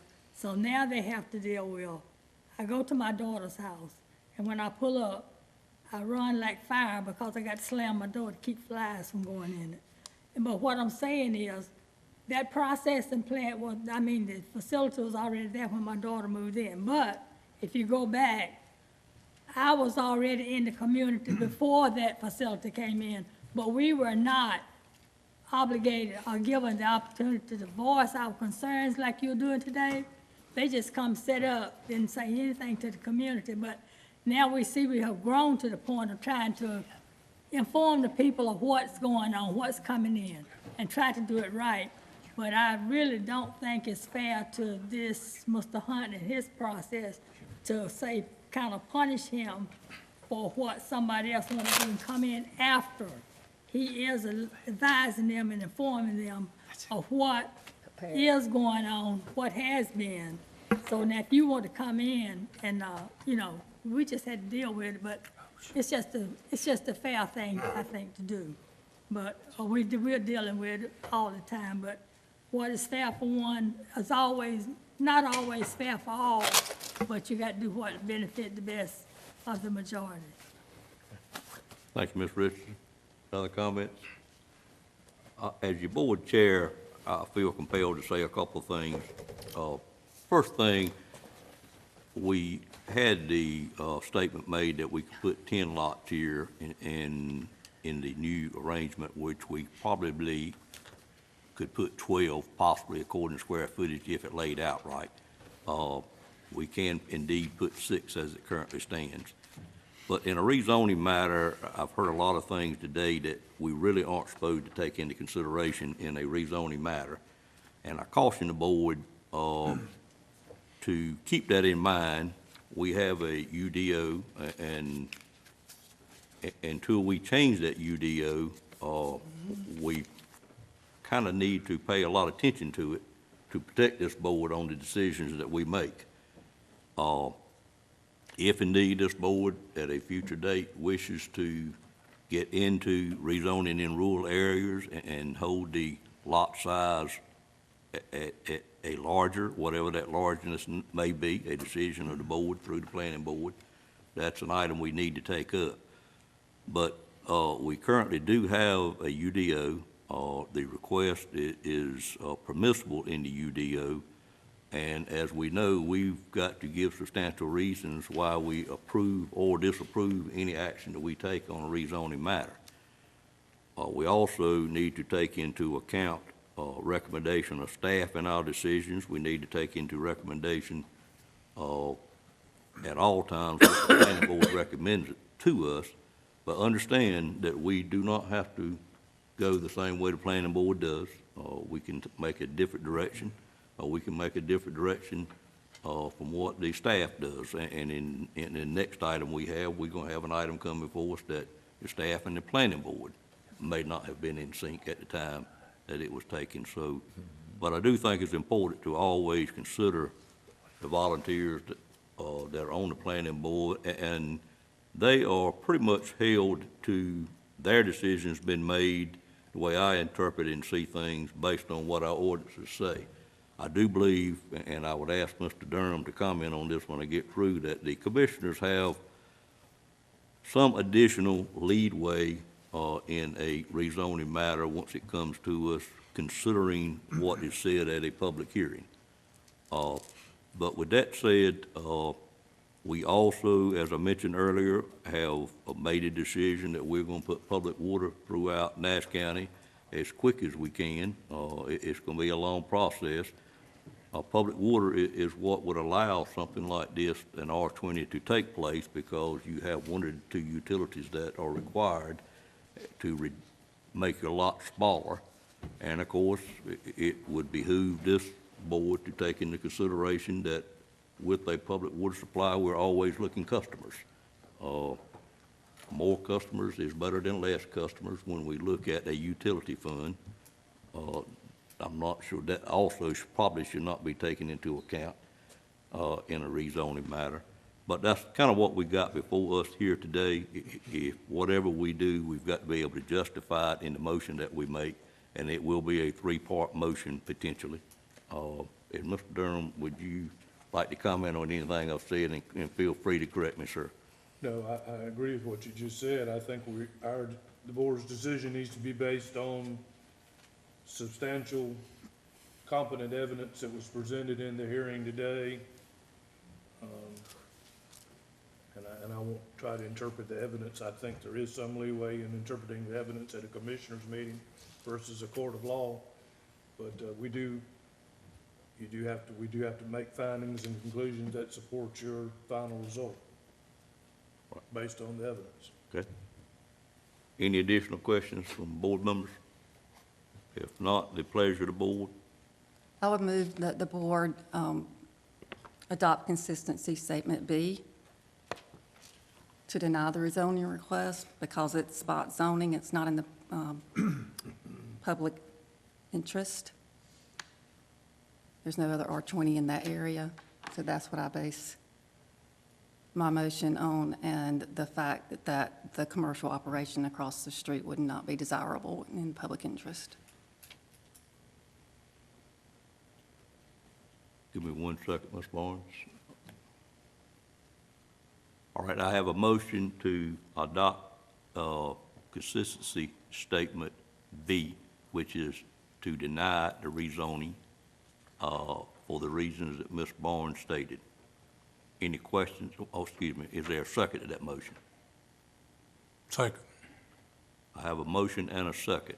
Is there any questions or discussion on the motion at this time by board members? I'll discuss my reason for seconding the motion. It's setting a precedence. So if Johnny Barnes wanted to come along and say, well, I want to change all my R40 to R20, and he's got 300 acres out there, then are we gonna do that? I just think you're trying to cut lot size half in two out there in the country. That's my reason for it. Right, other comments or other questions from board members on the motion? Ready for a vote? All in favor of the motion, let it be known by saying aye. Aye. All against the motion by a like sign. Aye.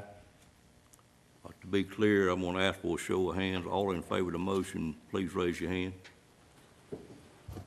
All against the motion, please raise your hand. You up with me, Madam Clerk? That motion fails. Do I now open it for an additional motion? Or, okay. I'd entertain an additional motion or a different motion at this time for a consistency statement. Is that properly said, sir? I think it is. I mean, if you asking for one, they don't have to give one. Okay, all right, But they can. all right. Is there another motion on the board at this time? Motion that we adopt consistent statement A, which has been made based on recommendations from the planning board and the staff recommendations. I'll offer that motion. Motion include those items listed, Mr. Bellfield, 1 and 2. What was what now? I would take it that your motion includes those items listed under statement A, Yeah, motion adopt the consistent statement, including those items listed under it. including the items under it. Okay. Yes. All right. Is there a second to that motion? Second. Have a motion by Commissioner Bellfield, a second by Commissioner Richardson. Any questions on that motion? All in favor of that motion, let it be known by saying aye. Aye. Any opposed by a like sign? No. No. Okay, I think we have reversed. Everybody agree that's reverse of what we were before. You want a show of hands, Janice? Show of hands, please. All right, understand. All in favor of the motion, let it be known by raising your hand. All opposed by a like sign? Okay, motion carries. That was motion number 1. If you scroll down to motion number 2, which is a motion to approve or deny the GCCU rezoning request. Sorry about that. Yeah, it's okay. It's R20CU. Right, You read the text R20CU. instead of the title, my Right. cut and paste skills won't be highlighted. Gotcha. That's the reason I stumbled there. It actually should be R20CU rezoning request.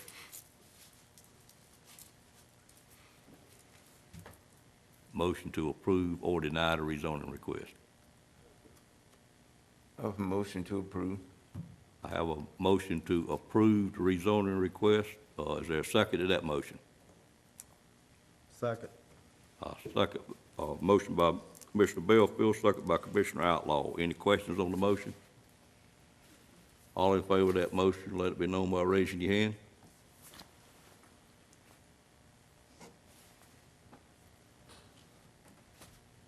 Any opposed by a like sign? That motion also carries. We're now on motion number 3, which is authorization insurance of the conditional use permit, issuance of the conditional use permit.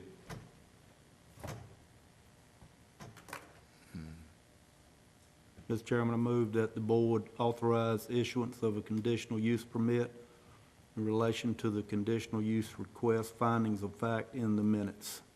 Okay. Second. Have a motion by Commissioner Outlaw, a second by Commissioner Bellfield. Any questions on that motion? All in favor of that motion, let it be known by raising your hand. Any opposed by a like sign? 4-3. Okay. All right, the motion carries as well. Yeah. All right, that concludes item number 10, and we'll move to item number 11 at this time. I've had a request from commissioners on both sides for a 10-minute recess, and I would issue that recess at this time. Call us back to order at this time, and we're now on item number 11, which is an additional quasi-judicial public hearing on a petition for rezoning approximately 1.38 acres on Red Bud Road / Taylor Gin Road from A1 to RCCU. Ms. Dixon? Yes, sir. I'll try to look at the right screen this time, see if I can manipulate this a little better. This petition was made by Mildred Farmer, the property owner, Kelsey Richardson on behalf of Next Level Cycles LLC. The request is to rezone approximately 1.3 acres of this, so this portion of this larger tract, which extends out here and goes off the page kind of about here. Of larger tract located on the west side of Red Bud Road, north of Taylor's Gin Road, and it's beside this existing home here at 4202 Taylor's Gin Road from A1 to RCCU, which is a rural commercial conditional use. This would also be a quasi-judicial hearing when the public hearing takes place. Let's see. Although it's not, one thing I did want to mention, although it's not directly related to the rezoning, it is a development consideration. This tract is currently subject to an existing conservation agreement from 2014, and that makes it part of what's called an enhanced voluntary agriculture district in Nash County, in accordance with the requirements of the North Carolina General Statutes and Nash County Voluntary Ag District Ordinance. We don't administer that ordinance in our office, so we found out a little bit about what it was from the Extension Office. And they said that basically the agreement prohibits the use or development of the property for non-farm purposes for a period of at least 10 years in exchange for protections that benefit the preservation, growth, development, and sustainability of ag areas. It's administered by the Nash County Agricultural Advisory Board through the Cooperative Extension Agency. So if you if you decide to rezone the property, then prior to the commercial use of the approximately 1.38 acres, the owner has to successfully amend their conservation agreement to remove this area from the enhanced voluntary ag district. So we talked, or they could wait the 10 years, which would expire in 2024, in order to convert the property to that commercial use. So staff talked with the Extension Office, and they I believe they said they have not done one of these before where somebody requested a removal of a part of a property, but they do have a process for it. And so in order to, should the rezoning request be successful, they do have to go through a process with the Agriculture Advisory Board to remove that from that conservation area or conservation agreement before they could move forward with a commercial project. That being neither here, you'll see that reflected in one of the conditions at the end if the board decides to go ahead with the rezoning, just to let you know what that's about. So this subject property is located west of Taylor Store Crossroads, which is the intersection. Here, let me back up this a little bit. Okay, the crossroads here, and that's at the intersection of West Hilliardson Road, Taylor's Gin Road, Taylor Store Road. Ms. Farmer owns this dwelling that's here. She is also the applicant and the owner of this tract. On this map, you can see, this is the zoning map, and you can see the portion of the property that's requested for rezoning, and the property line extends back to here. The site is also directly across Taylor's Gin Road from Taylor's Trace subdivision, which is located here, and immediately adjacent to the Robin Annette Freeman subdivision, which is 6 lots located here to the west. The subject property, it previously included a residential dwelling. Let me get up closer to it. This is the site plan, and there used to be a dwelling here in this area, and that's been removed. It's not there anymore, but there is a well and septic from that prior house. The applicant does intend to use that existing well and septic for the proposed motorcycle sales and repair service shop, which is the request. I'm not sure I even said that before, but it is requested to RCCU in order to develop a motorcycle sales and repair service business on that acreage. Let's see, no public water or sewer service is available to the property. It's not in a regulated floodplain or a designated watershed protection overlay. It is located in the Tarpam River Basin, meaning that if a stormwater permit is required from development in the future, that would come through our office rather than through the state. The proposed site plan, let's see. Let's back up. So you can see the property is, before we get to the site plan, you can see the property is in the middle of agricultural properties. It's all A1 zoning.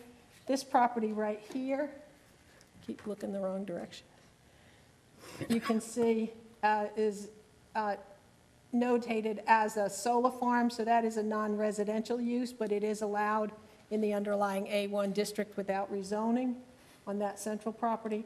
And then there is some industrial and commercial property zoning over here at this intersection.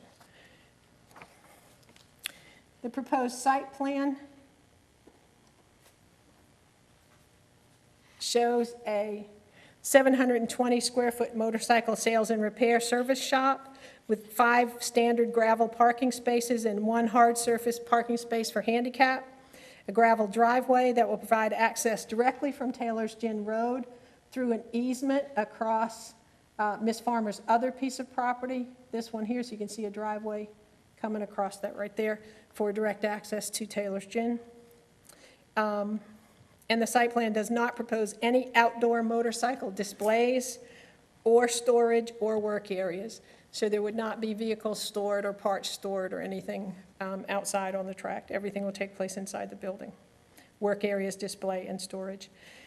The UDO does not require mandatory visual screening of the proposed facility because it includes fewer than 10 parking spaces.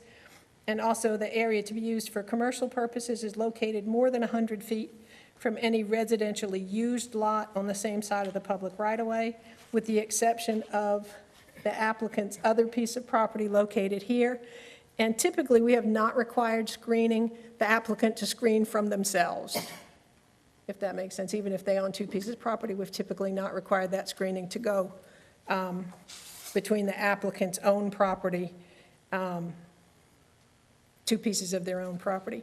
In some cases, if it's required by the ordinance, we have deferred that until such time as it's not owned by the same family. The RC Rural Commercial Zoning District is primarily intended to accommodate limited retail, office service, medium-density residential uses. It's typically located at an intersection of rural roads and is intended to provide moderate-intensity shopping and retail services. The proposed motorcycle sales shop would be classified as a combined retail and service land use. Due to the nature of the request and as a conditional use rezoning, it would only be the use would only be limited to just the proposed motorcycle sales and service shop, and anything else, and only in accordance with the approved site plan and any attached development conditions. So what that means is if the property owner decided later that they wanted to do something different or add some other use to the motorcycle sales and service shop, they would have to come back through the process to add that use back in. Okay. In terms of the land development plan, let's see. I think we have the driveway comes here. Very little activity or anything. Nothing is showing. No driveways are showing to Redbud. Everything comes off Taylor's Gin. In terms of the land development plan and consistency with that plan,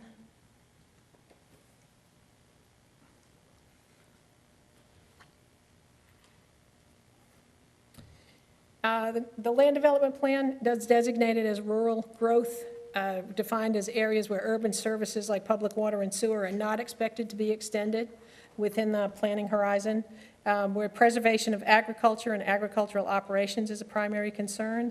Conflicts between ag and non-ag uses are to be discouraged. These areas may also be characterized by dispersed populations and low development intensities, may include prime farmland essential to continued prosperity of farming and forestry operations. And typically, the LDP recommends limiting those types of land uses and development intensities that can be accommodated with non-urban type services like private septic and wells and not public water supply. The LDP does have, the land development plan does have some locational criteria for establishing very limited non-residential or commercial land uses in the rural growth area. One is frontage and access to major state highway or secondary road. This subject property does have frontage on both Redbud and access to Taylor's Road via the easement, as we mentioned. And the traffic counts on those two roads are only 280 and 760 vehicles per day, 280 on Redbud and 760 on Taylor's Gin are the most recent ones that we found. Another one is the location at the intersection. This property is located at that intersection. It's certainly a rural intersection, as we said. Mentioned the traffic counts. A designated rural commercial node already exists about 2,000 feet east at this intersection here at Taylor Store Crossroads, and that rural commercial node is intended to accommodate limited commercial land uses that would be appropriate in a predominantly rural area. You'll remember we typically try to see these rural nodes at intersections in the rural areas, and that represents where the land development plan would expect to see some commercial or non-residential development that would serve a local customer base and surrounding residents. The subject property itself is not included in that rural commercial node, as we said. It is located about 2,000 feet to the west. And also the proposed motorcycle sales and service area, sales and repair service would not necessarily be intended to serve just the local customer base or nearby agricultural areas, but it would serve most likely a broader population or a target customers that would come to the location as a destination. Third one is proximity to similar land uses. The nearest non-residential land use to the subject property, of course, is the innovative solar, which is about halfway between the subject property and the node. But that solar farm is allowed, as we mentioned, in the underlying district, does not need to be commercially zoned, and the rural commercial area located to the east does include both industrial and commercially used properties, industrial and commercial zoning, as you can see from that map. And a spatial separation from non-compatible land uses such as existing residential development. As noted previously, the subject property is located directly across the street from the Taylor's Trace subdivision and adjacent to the Robert and Annette Freeman lot subdivisions on this side. It is important to note that the LDP is advisory, and North Carolina law does not actually require zoning amendments to be consistent with the specific recommendations, provided that the board does make a statement about why they feel it, the property should be rezoned is in the public, why that is in the public interest, even though the plan didn't foresee it. North Carolina did make some changes in 2017. Basically what they said about if the board finds that a request is inconsistent with the plan, but they decide to rezone it anyway, then that action automatically revises the plan to match what the board has done. But if the board finds that it's consistent, then nothing changes. In terms of spot zoning analysis, the rezoning would be considered spot zoning because there's clearly nothing else immediately around it to warrant anything but a spot zoning designation. So the question is not whether or not it is spot zoning, but whether or not the requested spot zone would be reasonable based on this proximity or this distance from the node or from these existing non-residential zonings and the presence of the solar farm, which is non-residential, in between those two. So, or if you can determine, the board may determine that it is spot zoning because it's too far away from anything that is like the RCCU request. Okay, the Nash County TRC considered this request on September 28, and that board recommended denial based on its determination that the request is inconsistent with the recommendations of the land development plan for the rural growth area and is unreasonable spot zoning. And that was based on that group's feeling that there is land available in the existing node that was designated for commercial activity. There's some land available there. It's not owned by this property owner, but that having it be at that intersection was more like what the land development plan conceived of, and so that was the basis for TRC's concerns. The planning board recommendation, at the planning board meeting on October 15th, the board heard from the staff, the applicants, and the public, and one citizen spoke in favor of the rezoning request at that time. After a discussion, the board made the following recommendations regarding the request to rezone 1.38 acres from A1 to RCCU.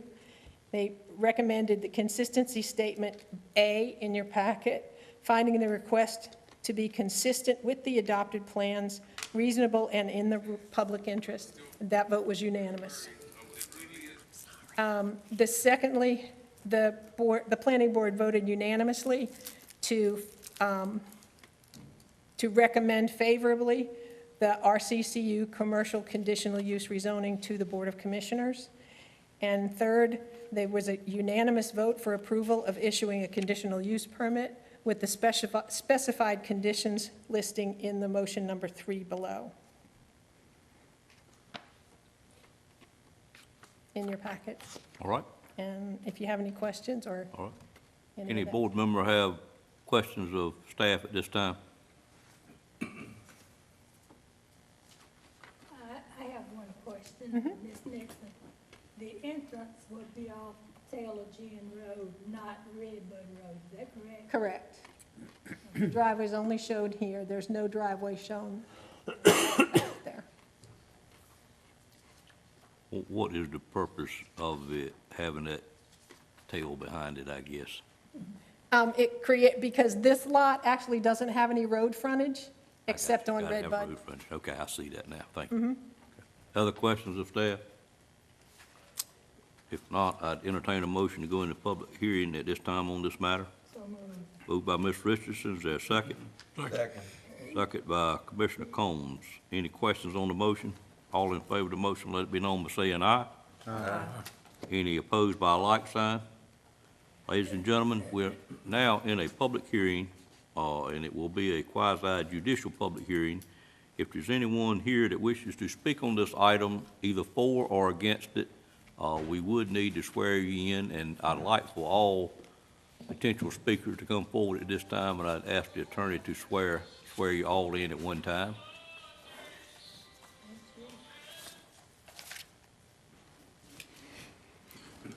Any other speakers? If you could place your left hand on the Bible and raise your right hand. Do you solemnly swear or affirm that the testimony you're about to give shall be the truth, whole truth, and nothing but the truth, so help you God? Yes. Thank you. And you can go ahead and speak, if you would, give us your name and your address. My name is Kelsey Richardson. Address is 2978 James Bond Road, Nashville, North Carolina. All right. Mr. Richard. Right now, I'm renting a shop at 4270 South Church Street, Rocky Mount, North Carolina. I've been in business for 4 years. I've been in that same location. I'm renting from Mr. Grady Proctor, who lives directly behind my shop. It's on the Nash County side. Right. I've never had any complaints from him about noise, mess around the shop, any customers being loud or anything. I would say about 75% of my business is online. So what I do is I buy motorcycles from the auctions, from insurance companies, and I bring them back, and if they're too messed up, I part them out online, sell them online on eBay. A lot of people ride past my shop every day, and they say they never even know it's there, so I went and talked to everyone in the community and told them that they wouldn't even know it's there, there's not going to be any noise. And they all seemed to support it. I didn't get any negative feedback at all. At the last meeting, I had a few people come, and 2 people came, well, 1 person called in, and the other person came and spoke and voiced their support. So I will ask you to approve it. All right. Any questions from board members, Mr. Richardson, at this time?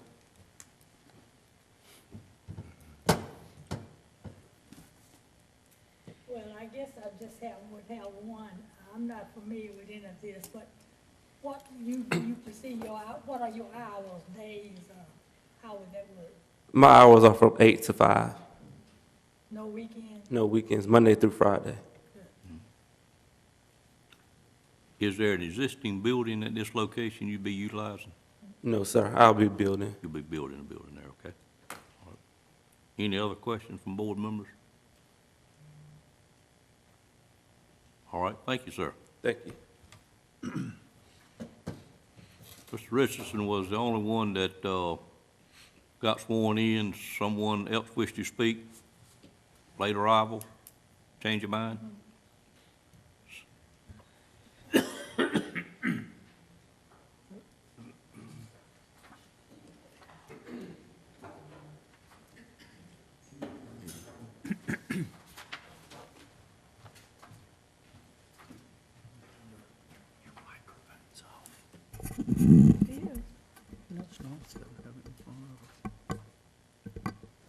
Just make sure you're speaking at the good meeting. It's on.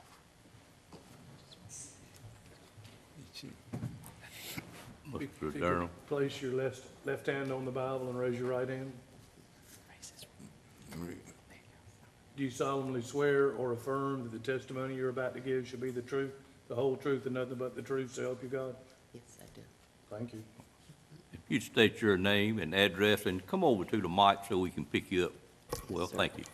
My name is Mildred Farmer, and I reside next door at 4202 Taylor Gin Road, Castalia, North Carolina. Thank you, Ms. Farmer. And I highly approve of Kelsey Richardson purchasing that land and residing there with his motorcycle sales. And you live right next door to it? Right next door to it, 4202 Taylor Gin Road. All right. Thank you, ma'am. Okay, sure. Appreciate it. Any questions of Ms. Farmer? Don't think we have any. Thank you. Good.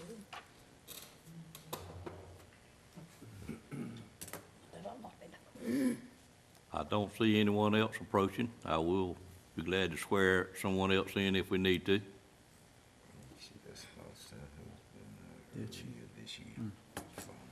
All right, seeing none, I'd entertain a motion to close the public hearing at this time. So moved. Moved by Ms. Wells, there a second to that motion? Second. Second by Ms. Richardson. Any questions on the motion? All in favor of the motion, let it be known by saying aye. Aye. Any opposed by a like sign? Public hearing is now closed. Is there any discussion from board members at this time about this item, questions of staff? The public hearing is closed. Anything else you'd like to ask?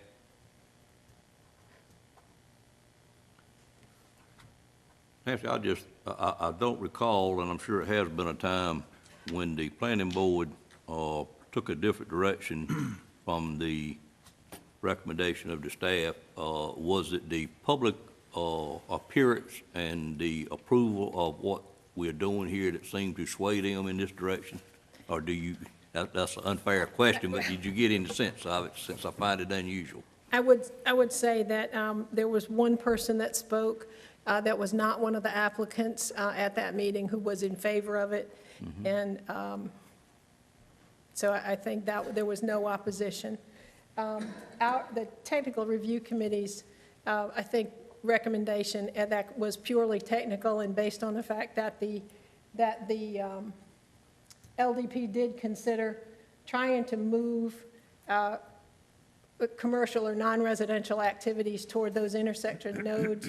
We have had occasions where the board has approved them away from nodes in the past, but the technical review committee tries to be pretty consistent in highlighting that that's what those nodes are for. And when there's one close by that has extra space, if you would, that where you get a conflict is that space is not what's owned by the parties that are involved oftentimes. But that's where that recommendation came from. I do understand that a solar farm, it can go on agricultural land. Of course, I think we all know it is more of a commercial use of a piece of property, and maybe that is one reason why the planning board saw fit to include that in their thought process. I believe that is the case. It was discussed. Okay, it was discussed Yes. also. I didn't realize that, but in my mind, the solar farm sitting halfway in between the two would have to come into play a little bit, I would think, because it's not residential, it's not agricultural, so therefore it must be considered some type of commercial use. But that said, any other questions of board members? I would say that I think a person next door to an item like this that seems to be completely all right with it is another type of item that the Board of Commissioners could consider in a request of this nature. But that said, I'd ask for the pleasure of the board, and we, again, will have potentially one motion, two motions, or possibly three motions. Mr. Chairman, I would offer a motion that we approve statement A.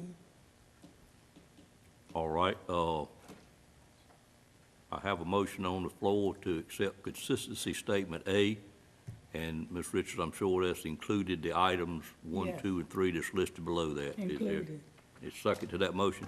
Second. Okay, I have a motion by Commissioner Richardson, a second by Commissioner Bellfield. Any questions on that motion? All in favor of the motion, let it be known by saying aye. Aye. Any opposed by a like sign?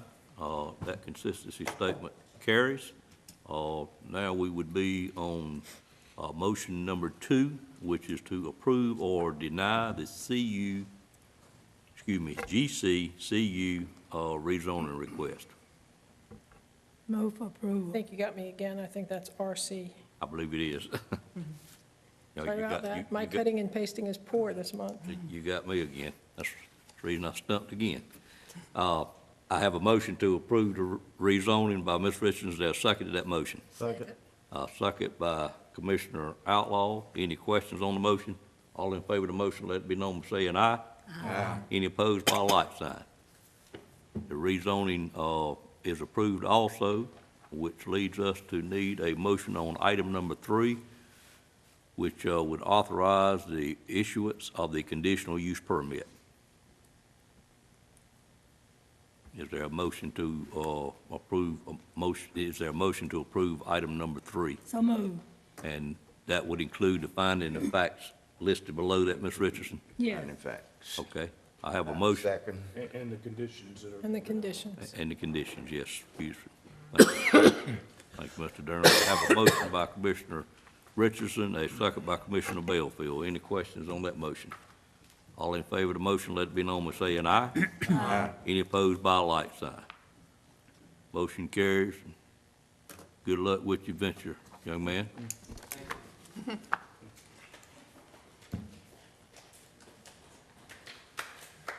All right. You ladies are welcome to clap if you like. It'll be fine. Glad to have you this morning. That's his sister. That's all you get. All right, we're now on item number 12, which is a resolution of intent to reimburse expenses related to the potential Northern Nash Area Elementary School. Ms. Wood? I have before the board a resolution of the intent for reimbursement for expenses with the discussion with the Northern Nash Area Elementary School and the receipt, the notification and receipt of the grant funding for Nash Rocky Mount School, Nash County area grant. We wanted to go ahead and do an intent, our resolution for reimbursement for funds that may be spent prior to any additional debt issuance, which would allow the reimbursement of anything that the county spends in advance of any financing. What I think I understood is if we adopt this resolution, if we spend any money, it would allow us to use the grant funds to cover that money since we're doing it ahead of time. Is that what you're saying? It would allow us to use, to get reimbursed from debt issuance, from the financing from the debt issuance. I got you, okay. Any questions on this item? Entertain a motion for approval. So moved. Moved by Ms. Wells, Second. second by Commissioner Bellfield. Any questions on the motion? All in favor of the motion, let it be known by saying aye. Aye. Any opposed by a like sign? At this point, Ms. Wood, I would like to request, if the board is okay with it, that we, I'd ask the staff, being the manager and the finance director, to shortly meet with Edgecombe County Board of Commissioners and their finance people to officially notify them where we are at and give them the range of what their potential obligations may be on this school. We have discussed this among us and agreed on a range. I think as close as we got, but I do feel we owe them notification that this is in progress, and particularly with the grant funding been approved, would be a item that they would have funding obligations for in the future. I believe we'd appreciate the same notification should it be reversed. So is anybody at the board having an issue with us? Go ahead and ask the staff to take care of that. Seeing none, Mr. Lamb? We'll get it together. Okay, we're now on item number 13, which is budget amendments. Ms. Wood? Okay, I have the following budget amendments to be presented for the board's consideration. The first one is for mental health. It's to reappropriate fiscal year 2018 local ABC bottle tax funding for mental health. These funds came in at the very end of the year and were not transferred. It's $3,217,000 out of fund balance. The next item is with the health department. This budget amendment is to budget a $20,000 grant from the North Carolina Department of Health and Human Services, Department of Public Health, Injury and Violence Prevention Branch. The funds will be used to expand the Nash County Syringe Exchange Program through the Coalition for Addiction, Recovery, and Education of Nash County by purchasing fentanyl and opioid testing strips that will be distributed through the Syringe Exchange Program. Grant will also enable assistance to Nash County EMS in expanding their post-overdose response teams by using the grant funds to pay for required training offered through the North Carolina Office of Emergency Services and to purchase educational materials. There are no county funds required for this. It's $20,000. And the final one is with Homeland Security Fund. This amendment is for supplemental grant for Homeland Security Grant Program funding for domestic preparedness, Region 4, which includes Nash County. The supplemental grant is to provide funding to Nash County to purchase a mobile fold-out shelter trailer for domestic preparedness. This purchase of a mobile fold-out shelter trailer allows the capability within the domestic preparedness region of mobile office to support other needs during incidents, exercises, and real-life emergencies. It's $96,000. No additional county funds are needed. Any questions on the three budget amendments? Entertain a motion for approval. So moved. Moved by Commissioner Outlaw, is there a second? Second. Second by Commissioner Combs. Any questions on the motion? All in favor of the motion, let it be known by saying aye. Aye. Any opposed by a like sign? Budget amendments are approved. Now on item number 14, which is board appointments. Mr. Chairman, assuming no one has a recommendation today for this appointment to the Turning Point Workforce Development Board, I would like to ask to be given a little bit more time to seek a person for this position. And hopefully, if not by mid-month, we'll have it by next month, our regular meeting. All right, you and Ms. Wells are working on that, I That's think. exactly correct. And I would encourage the other board members to give this some thought and get back to myself or Mary with the recommendation. All right, we will table. Question, how many representatives do we have workforce, Turning Point workforce development from Nash County? Is it 2 or 3? I believe it's more than that. What I'm showing, I believe it's 4. Yeah. And one of them would be Ms. Wells. Yeah, I know she. And then there are 3 others. I think that's Ms. Belfield. Okay.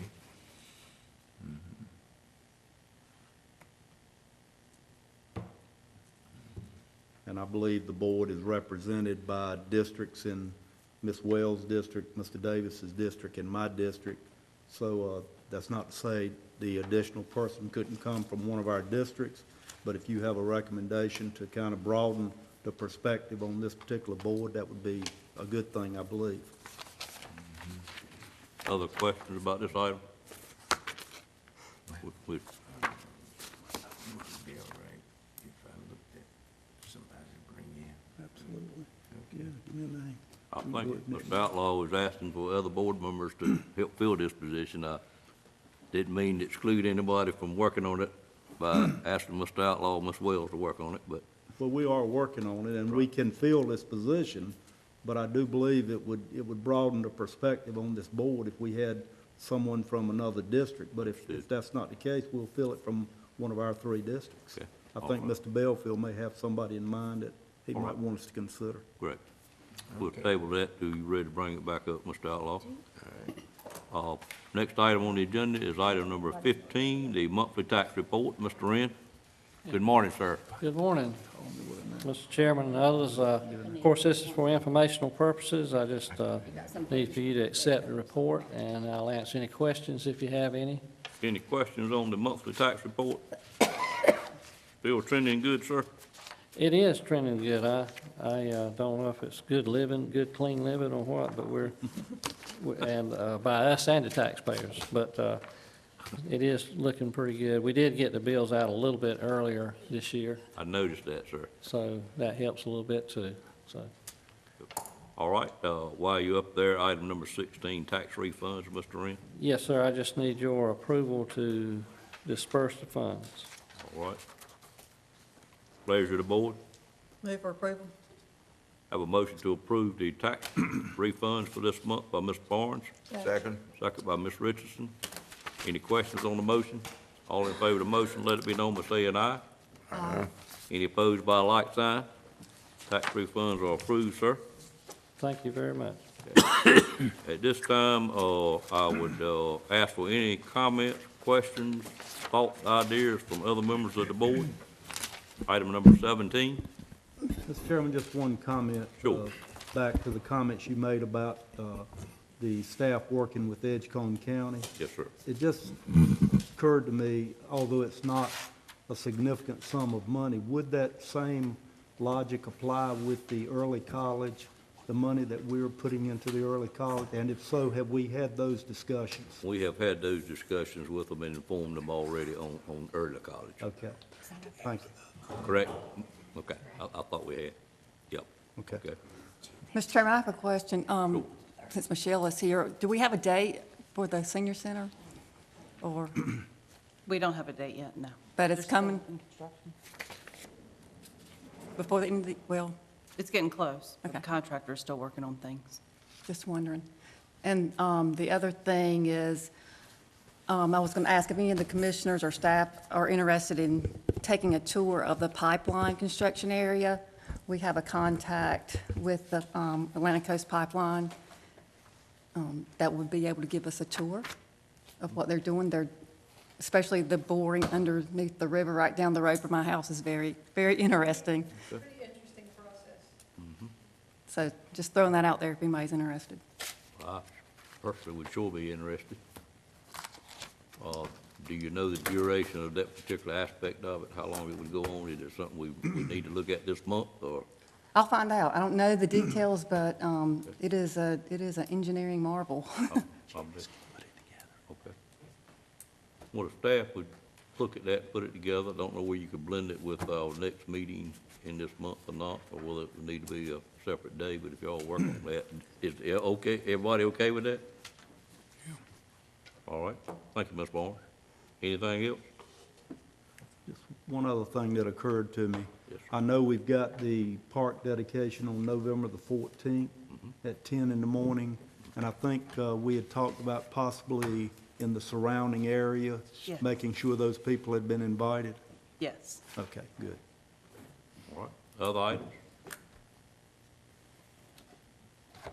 Nancy, based on comments this morning from the board, would you at our next meeting this month be prepared to educate the board on what the process would be for an amendment in the UDO as it relates to cluster development as a single item, not necessarily wait until the full review of the UDO, but what the process would be for us to look at that one thing potentially? Are there other things you'd like to look at? Board members, several of you mentioned that one. We could certainly bring we could bring as a conversation if you want, at the mid-month. Yeah, I think education of the process is what we would need first. It seems to be some interest in doing that. It would be, if you want to amend it through the land development plan and just talk about cluster developments in that context, or we could do it through the zoning ordinance amendment and make some provisions in the cluster provisions themselves. But we can talk about that more. Yeah, that's what I don't know the process, maybe some of the rest of them do, but you could just educate us all on how it could be done so we could move forward with a potential look at that one item. Thank you. No other commissioner comments? I'll turn it over to the manager for his report. Thank you, Mr. Chairman, members of the board. As you are aware, we have been incurring costs at the Ag Center because of the situation that we are encountering, and we'll have to do a budget amendment at some point to help pay for the things that were necessary for this election and to use that building. We did not want to move the election poll, and so we did some remediation for the auditorium, and it was very successful. But we'll be bringing you that in the near future. We were not approved for FEMA public assistance. However, we did incur about $160,000 in expenses. That includes the EMS and sheriff that went to other counties, which we will be reimbursed for instance. Things we will be reimbursed for apparently is the state shelter at Inglewood. The EMS went down to Jones County. They're running those costs, I guess, through Jones County, and we will be reimbursed there. The Sheriff's Department went to New Hanover and Pamlico. We will be reimbursed there. And we did take a dog kennel, the mobile dog kennel, to Brunswick County, and so the cost of sending that there we will get some reimbursement. So chances are we will be out some money, but I think everybody agrees that we'd rather not qualify because we didn't get hit hard, and not be reimbursed some money than to have been hit like the counties in the southeastern part of the state. We consider ourselves fortunate. We will be closing next Monday in honor of Veterans Day. Korean War veteran William Jones, whose remains were recently returned to the United States, will be laid to rest at Arlington National Cemetery. Our Veteran Services Officer, Tyler Staverman, will present each of Mr. William Jones's 3 sisters with a plaque in his honor, and we are looking into a way to recognize him at the courthouse. Also, a reminder that, as Mr. Outlaw mentioned, we will be having our groundbreaking for the Miracle Park at Cooper's next Wednesday, November 14th at 10 o'clock. Monday, November 19th at 1:30 before our next meeting, we will host a reception for those employees who made significant contributions to our United Way campaign, those that gave 0.5% of their salary or more. We hope you can the commissioners can join us at 1:30 to be there with the employees and to network with them. It'll be held in the large commissioner room here. We had a very successful campaign. I think I mentioned last time, last year we had 79 employees who contributed about $12,000. This year we're at 180, over 180, and we've raised more than $22,000. The United Way, is that going to be in here or in the break room? We'll do the reception in the break room, and at the 2:30 meeting, we'll recognize those employees here in the meeting at the beginning of the meeting. But that meeting's in the other room. We're going to have it in this room. Oh, we are? Okay. Yes. Yeah. The Farm City breakfast will be at the Farmers Market November 20th at 8 a.m. And of course, we will be closed on the 22nd and the 23rd for the Thanksgiving holiday. And that's all I have. Any questions on any of those items from commissioners? The United Way is a big deal, and I'm glad to see us increase our participation. And I hope we can maybe even do more to increase it next year. It's a big deal. Good, thank you. All right, if there's no other comments, I would ask for a motion to go into closed session for economic development and matters of attorney-client privilege at this time. So moved. Moved by Ms. Barnes. Second by Ms. Richardson. Any questions on the motion? All in favor of the motion, let it be known by saying aye. Aye. Any opposed by a like sign? We'll move into closed session.